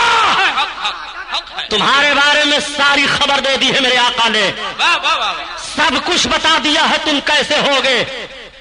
نفاق رکھ رہے ہو, اپنے دل میں نبی کا کلمہ پڑھ رہے ہو, کس طرح ڈھٹائی سے کہہ کر گزر جاتے ہیں کہ غیب کا علم نہیں ہے. نادان کہی کے یہ کہتے کیا ہیں کہ 5 چیزوں کا علم کسی کو نہیں ہے, رب نے قرآن میں فرمایا ہے. تو صحیح تو ہے, لیکن کچھ اس لفظ پر بھی غور کرو گے. قرآن میں رب ارشاد فرماتا ہے کوئی نفس نہیں جانتا, کوئی جان نہیں جانتی ہے وہ کل کہاں مرے گا, بارش کب ہوگی, ماں کے پیٹ میں کیا ہے, قرآن میں ہے. ماں کے پیٹ میں کیا ہے کوئی نہیں جانتا, یہ قرآن میں آیت ہے کہ نہیں, بولو زور سے. اور الٹرا ساؤنڈ کیا بتا رہا ہے. ان کا نظریہ مان لیا جائے تو قرآن غلط ہو جائے گا کہ نہیں. یہی میں کہتا ہوں کہ یہ نجد کی بدماشی ہے. اگر تمہارے فکر کو ہم تسلیم کر لیں کہ کوئی نہیں جانتا کہ بارش کب ہوگی, محکمہ موسمیات اطلاع دے رہا ہے کہ کل اتنے بج کر اتنے منٹ پر اتر پردیش کے فلاں سائٹ میں دھیمی دھیمی برشا ہوگی, اور ہوتی ہے برسات. تو آپ کا نظریہ مانا جائے مسٹر جی تو قرآن غلط ہوگا کہ نہیں. یا تو تم سائنس کے نظریات کو ٹھکراؤ, اور سائنس کے نظریات کو ٹھکراؤ گے تو سائنس اپنا تجربہ پیش کر رہا ہے, یا تو قرآن کو مانو. اگر قرآن کو مان رہے ہو کہ ماں کے پیٹ میں کیا ہے کوئی نہیں جانتا تو الٹرا ساؤنڈ کو جھوٹا بتاؤ, اور الٹرا ساؤنڈ کو جھوٹا بتاؤ گے تو پوری سائنس تمہارے کھوپڑی پر پیشاب کر دے گی کہ پاگل دیکھ, تو اپنی آنکھ سے دیکھ لے, ہم الٹرا ساؤنڈ لگائے ہوئے ہیں, پتا چل رہا ہے کہ ماں کے پیٹ میں بچی ہے کہ بچہ ہے, انسان ہے کہ کوئی جانور ہے, گوشت کا لتھڑا ہے کہ کوئی حمل ہے. ساری وضاحت الٹرا ساؤنڈ مشین کر رہی ہے. میں کہتا ہوں تمہارے فکر و نظر کو تسلیم کر لیا جائے تو تم قرآن کو جھوٹا ثابت کر دو گے. ہمارا عقیدہ ہے کہ سائنس کا نظریہ جھوٹا ہو جائے گا مگر قرآن کا نظریہ جھوٹا نہیں ہوگا.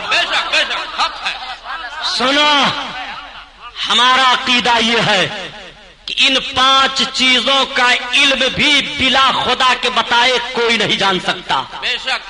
اور خدا بتائے تو وہ جان جاتا ہے, خدا بتا دے تو یوں ہی وہ جان جاتا ہے, خدا عقل کے ذریعہ سے بتا دے تو الٹرا ساؤنڈ سے پتہ لگا لیتا ہے, خدا ہی علم دیتا ہے. یہ ہمارا عقیدہ ہے. اور لفظ جو قرآن شریف میں ہے وہ تدری ہے, تدری, ادراک کہتے ہیں اپنی. دیوبندی تبلیغی جماعت کی حقیقت بے نقاب کرنے والی بہترین اردو کتابیں یہ ہیں: خوابوں کی بارات، جال حق. تبلیغی جماعت حقائق و معلومات کے اجالے میں. اردو اور ہندی دونوں زبانوں میں یہ کتابیں دستیاب ہیں. تبلیغی جماعت احادیث کی روشنی میں. تمہید ایمان. تبلیغی جماعت کا فریب، بد مذہبوں سے رشتے، جان ایمان.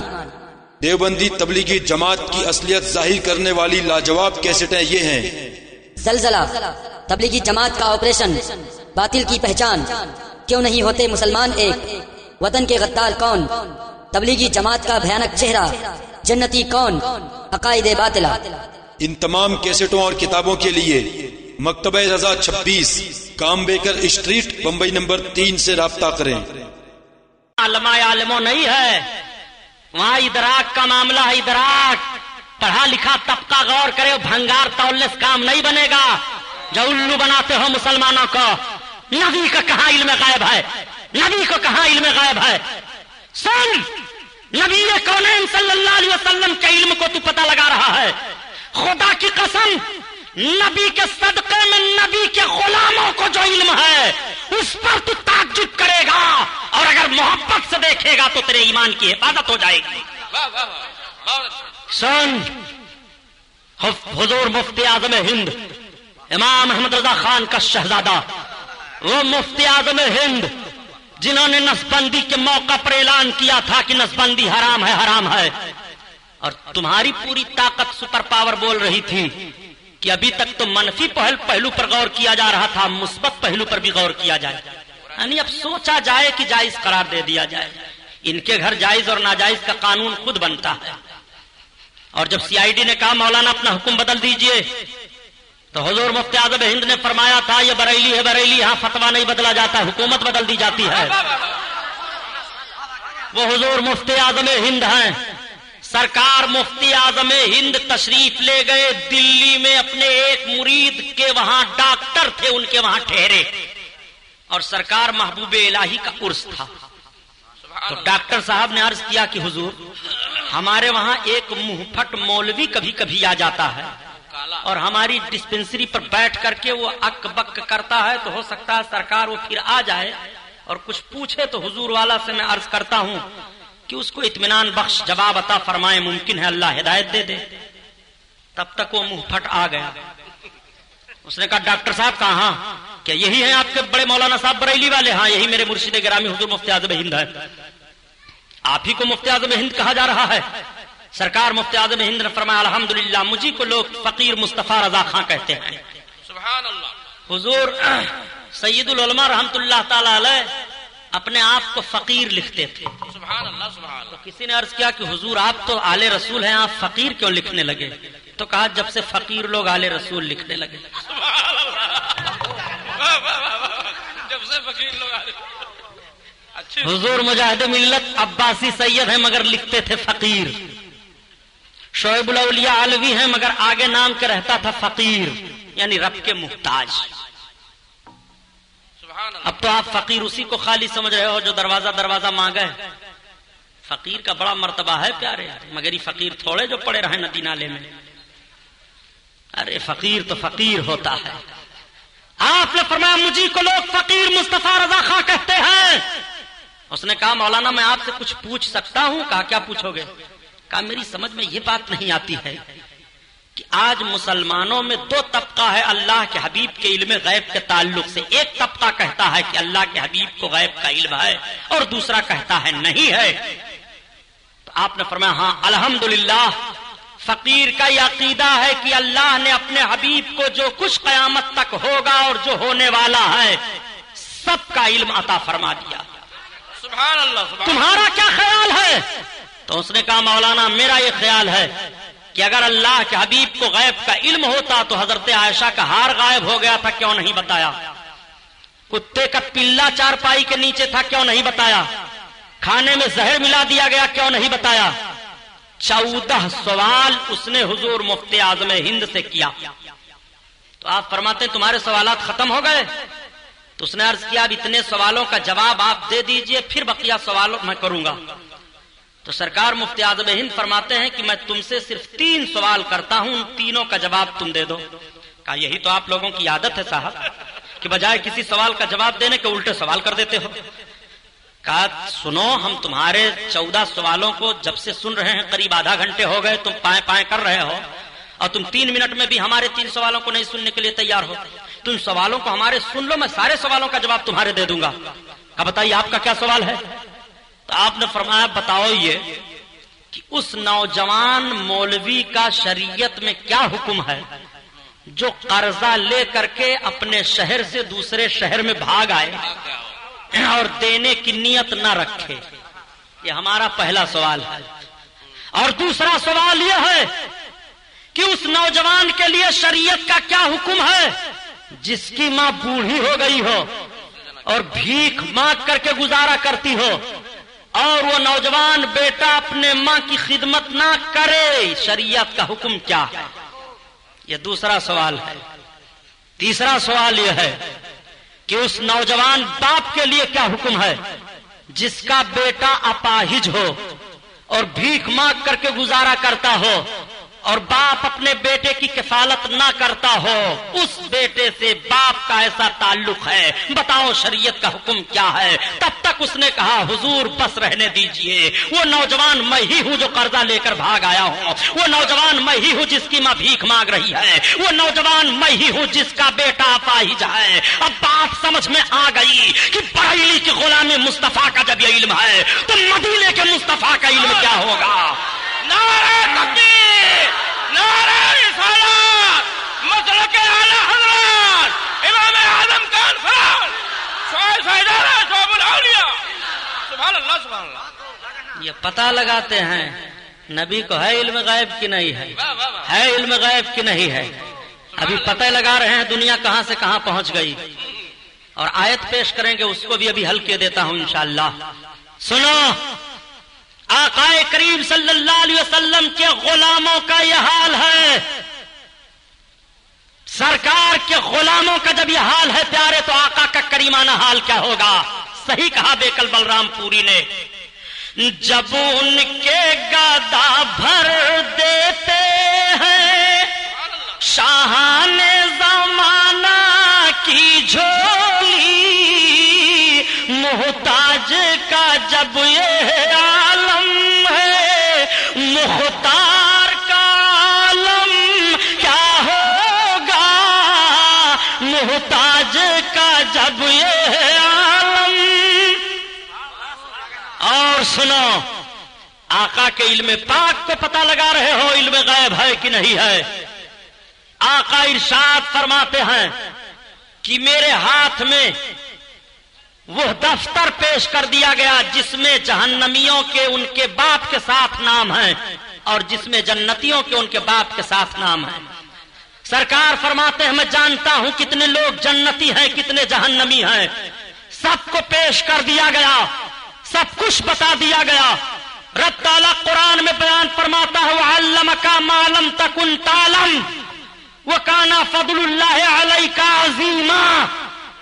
محبوب جو کچھ تم نہیں جانتے تھے وہ سب کچھ تمہیں تمہارے رب نے بتا دیا، اور تم پر تمہارے رب کا بڑا فضل ہے۔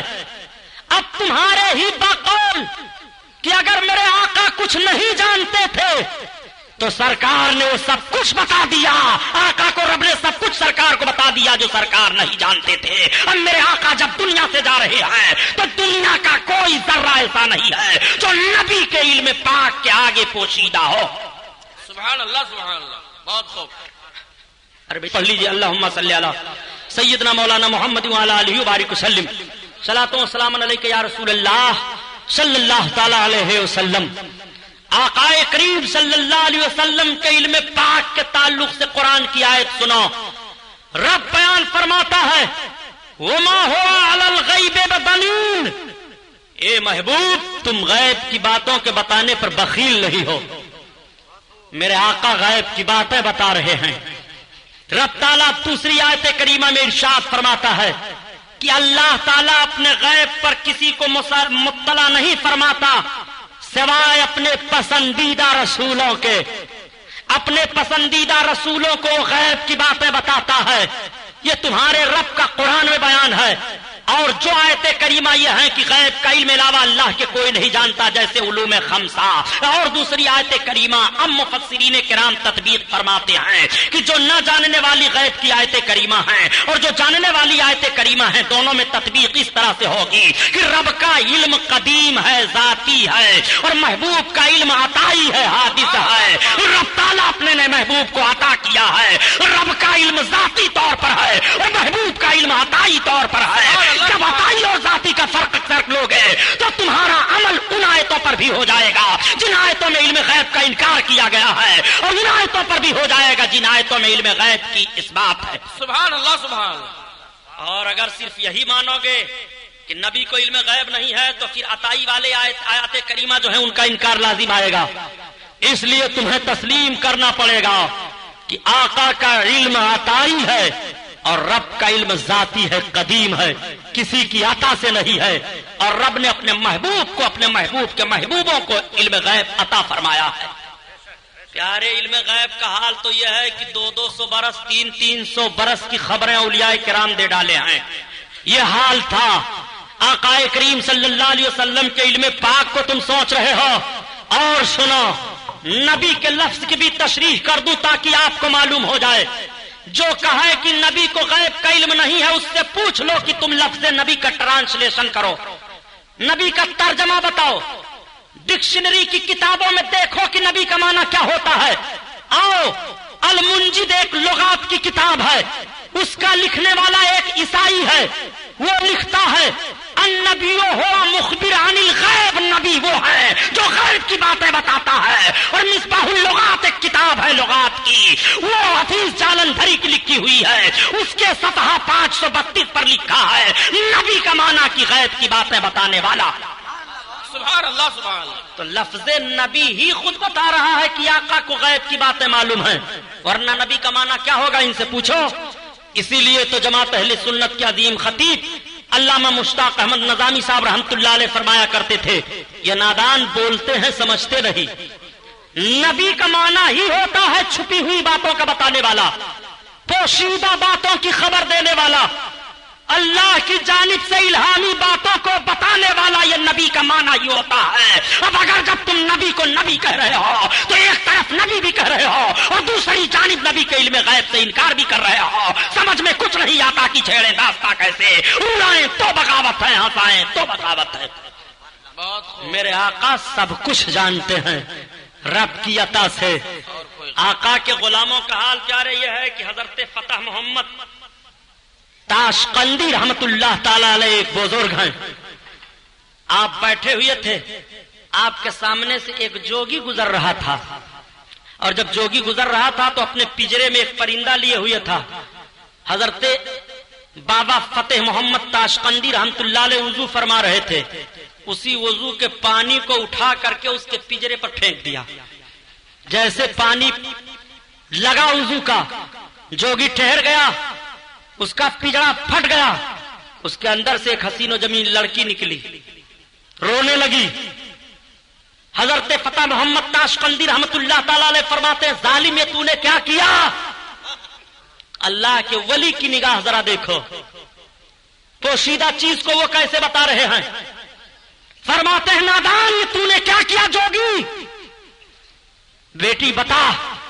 اس لڑکی نے رو رو کر کے بتانا شروع کیا، بابا میں فلاں گاؤں کی فلاں کی لڑکی ہوں، یہ جوگی ہر روز جاتا تھا، ایک روز اس پر میرے اوپر اس کی نگاہ پڑ گئی، اس نے مجھ پر جادو کر کے پرندہ کی شکل میں کر لیا، یہ دن بھر پنجرے میں رکھ کر کے لے کر گھومتا رہتا ہے، اور جب رات آتی ہے تو میری شکل میں لا کر کے عز نفسانی حاصل کرتا ہے، میری آبرو لوٹتا ہے۔ حضرت فتح محمد تاشقندی فرماتے ہیں ظالم بتا یہ تیری سزا کیا ہے؟ اس نے کہا حضور اب سزا بعد میں دیجیے گا، پہلے ہمیں اسلام کا کلمہ پڑھائیے اور مسلمان کر لیجیے۔ سبحان اللہ سبحان اللہ۔ آپ نے اسلام کا کلمہ پڑھایا، اور جب وہ اسلام کا کلمہ پڑھا تو لڑکی نے کہا حضور مجھے بھی کلمہ پڑھا دیجئے، آپ نے اسے بھی کلمہ پڑھایا۔ اب جب دونوں کلمہ پڑھ لیتے ہیں تو آپ نے ان دونوں کا نکاح فرما دیا۔ سبحان اللہ سبحان اللہ۔ یہ ہے ذرا علم غیب، ولی کا ذرا ملاحظہ فرمائیے، ولی کی نگاہ کا یہ عالم ہے تو رسول اللہ کی مقدس نگاہ کا حال کیا ہوگا؟ سبحان اللہ سبحان اللہ۔ اسی لیے تو اعلیٰ حضرت عظیم البرکت فرماتے ہیں کہ تو اپنے نبی کو سمجھنا چاہتا ہے، خلق سے اولیاء سے رسول، خلق سے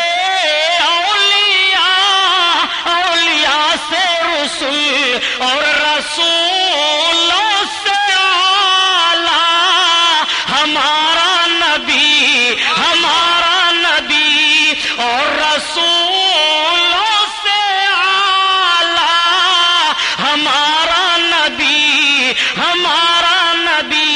علمک ما لم تکن تعلم وکان فضل اللہ علیک عظیما۔ اے محبوب جو کچھ تم نہیں جانتے تھے اللہ نے تمہیں وہ سب کچھ بتا دیا۔ سبحان اللہ سبحان اللہ۔ اٹھاؤ تفسیر جلالین، اپنی مسجدوں سے اعلان کرتے ہیں، تفسیر جلالین اٹھاؤ، دیکھو اس آیت کریمہ کی تفسیر صاحب جلالین نے کیا کی ہے؟ وہ تفسیر کرتے ہیں اے من الاحکام والغیب، یعنی اللہ کے حبیب جو حکمتوں سے اور غیب سے نہیں جانتے تھے وہ سب کچھ اللہ نے اپنے محبوب کو بتا دیا۔ سبحان اللہ سبحان اللہ۔ ایک بات اور بتاؤں پیارے، کہ ساری چیزیں مخلوق ہیں، اللہ خالق ہے۔ اللہ سے بڑا ہے کوئی نہیں۔ دنیا کی کسی نگاہ نے رب کو دیکھا ہے؟ حضرت موسیٰ علیہ السلام نے ایک بار خواہش کی تھی تو رب نے فرمایا لن ترانی، موسیٰ تم مجھے ہرگز نہیں دیکھ سکتے، مگر یہ خواہش پر خواہش کرتے رہے تو رب تعالیٰ نے اپنے جلووں کا عکس سوئی کے نوک کے برابر کئی حصہ کر ڈالیے، طور پر ڈالا تو حضرت موسیٰ علیہ السلام غش کھا کر گر گئے۔ لیکن ان کی نگاہ کا عالم یہ تھا کہ 30 کوس پر کالے پہاڑ پر کالی چونٹی کو رات میں دیکھ لیا کرتے تھے۔ سبحان اللہ سبحان اللہ۔ کسی نے رب کو نہیں دیکھا ہے اور اللہ کے حبیب نے رب کو دیکھا ہے۔ اور کیسے دیکھا ہے؟ قرآن اس کی وضاحت کر رہا ہے کہ نہ تو پلکیں جھپکی، کیا ہے؟ سبحان اللہ۔ ما زاغ البصر وما طغى۔ ما زاغ البصر وما طغى۔ سبحان اللہ۔ اللہ اکبر، پلکیں نہیں جھپکی تھی میرے آقا کی، رب کا دیدار کر رہے ہیں۔ اور کتنی دوری سے کر رہے ہیں؟ فقابا قوسین او ادنا، ایک کمان کی دوری سے یا 2 کمان کی دوری سے یا اس سے بھی نزدیک، اتنی دوری سے میرے آقا رب کا دیدار فرما رہے ہیں۔ تو جب محبوب نے خالق کو دیکھ لیا تو مخلوقات کیا محبوب کی نگاہوں سے چھپائی جائیں گی؟ اسی لیے اعلیٰ حضرت نے فیصلہ دے دیا کہ نادان اب بحث نہ کرنا، اور کوئی غیب کیا تم سے نہا ہے بھلا، اور جب نہ خدا ہی چھپا تم پہ کروڑوں درود۔ سبحان اللہ سبحان اللہ۔ تو جب اللہ نہیں اپنے آپ کو اپنے محبوب سے پوشیدہ رکھا تو اپنی مخلوقات کو بھی نہیں رکھا۔ اللہ نے اپنے حبیب کو علم غیب عطا فرمایا۔ اس پر ہمارا اور تمام خوش عقیدہ مسلمانوں کا ایمان و عقیدہ ہے، اور اس سے انکار کرنا اسلام سے اپنے آپ کو نکال لینا ہے، خارج کر دینا ہے۔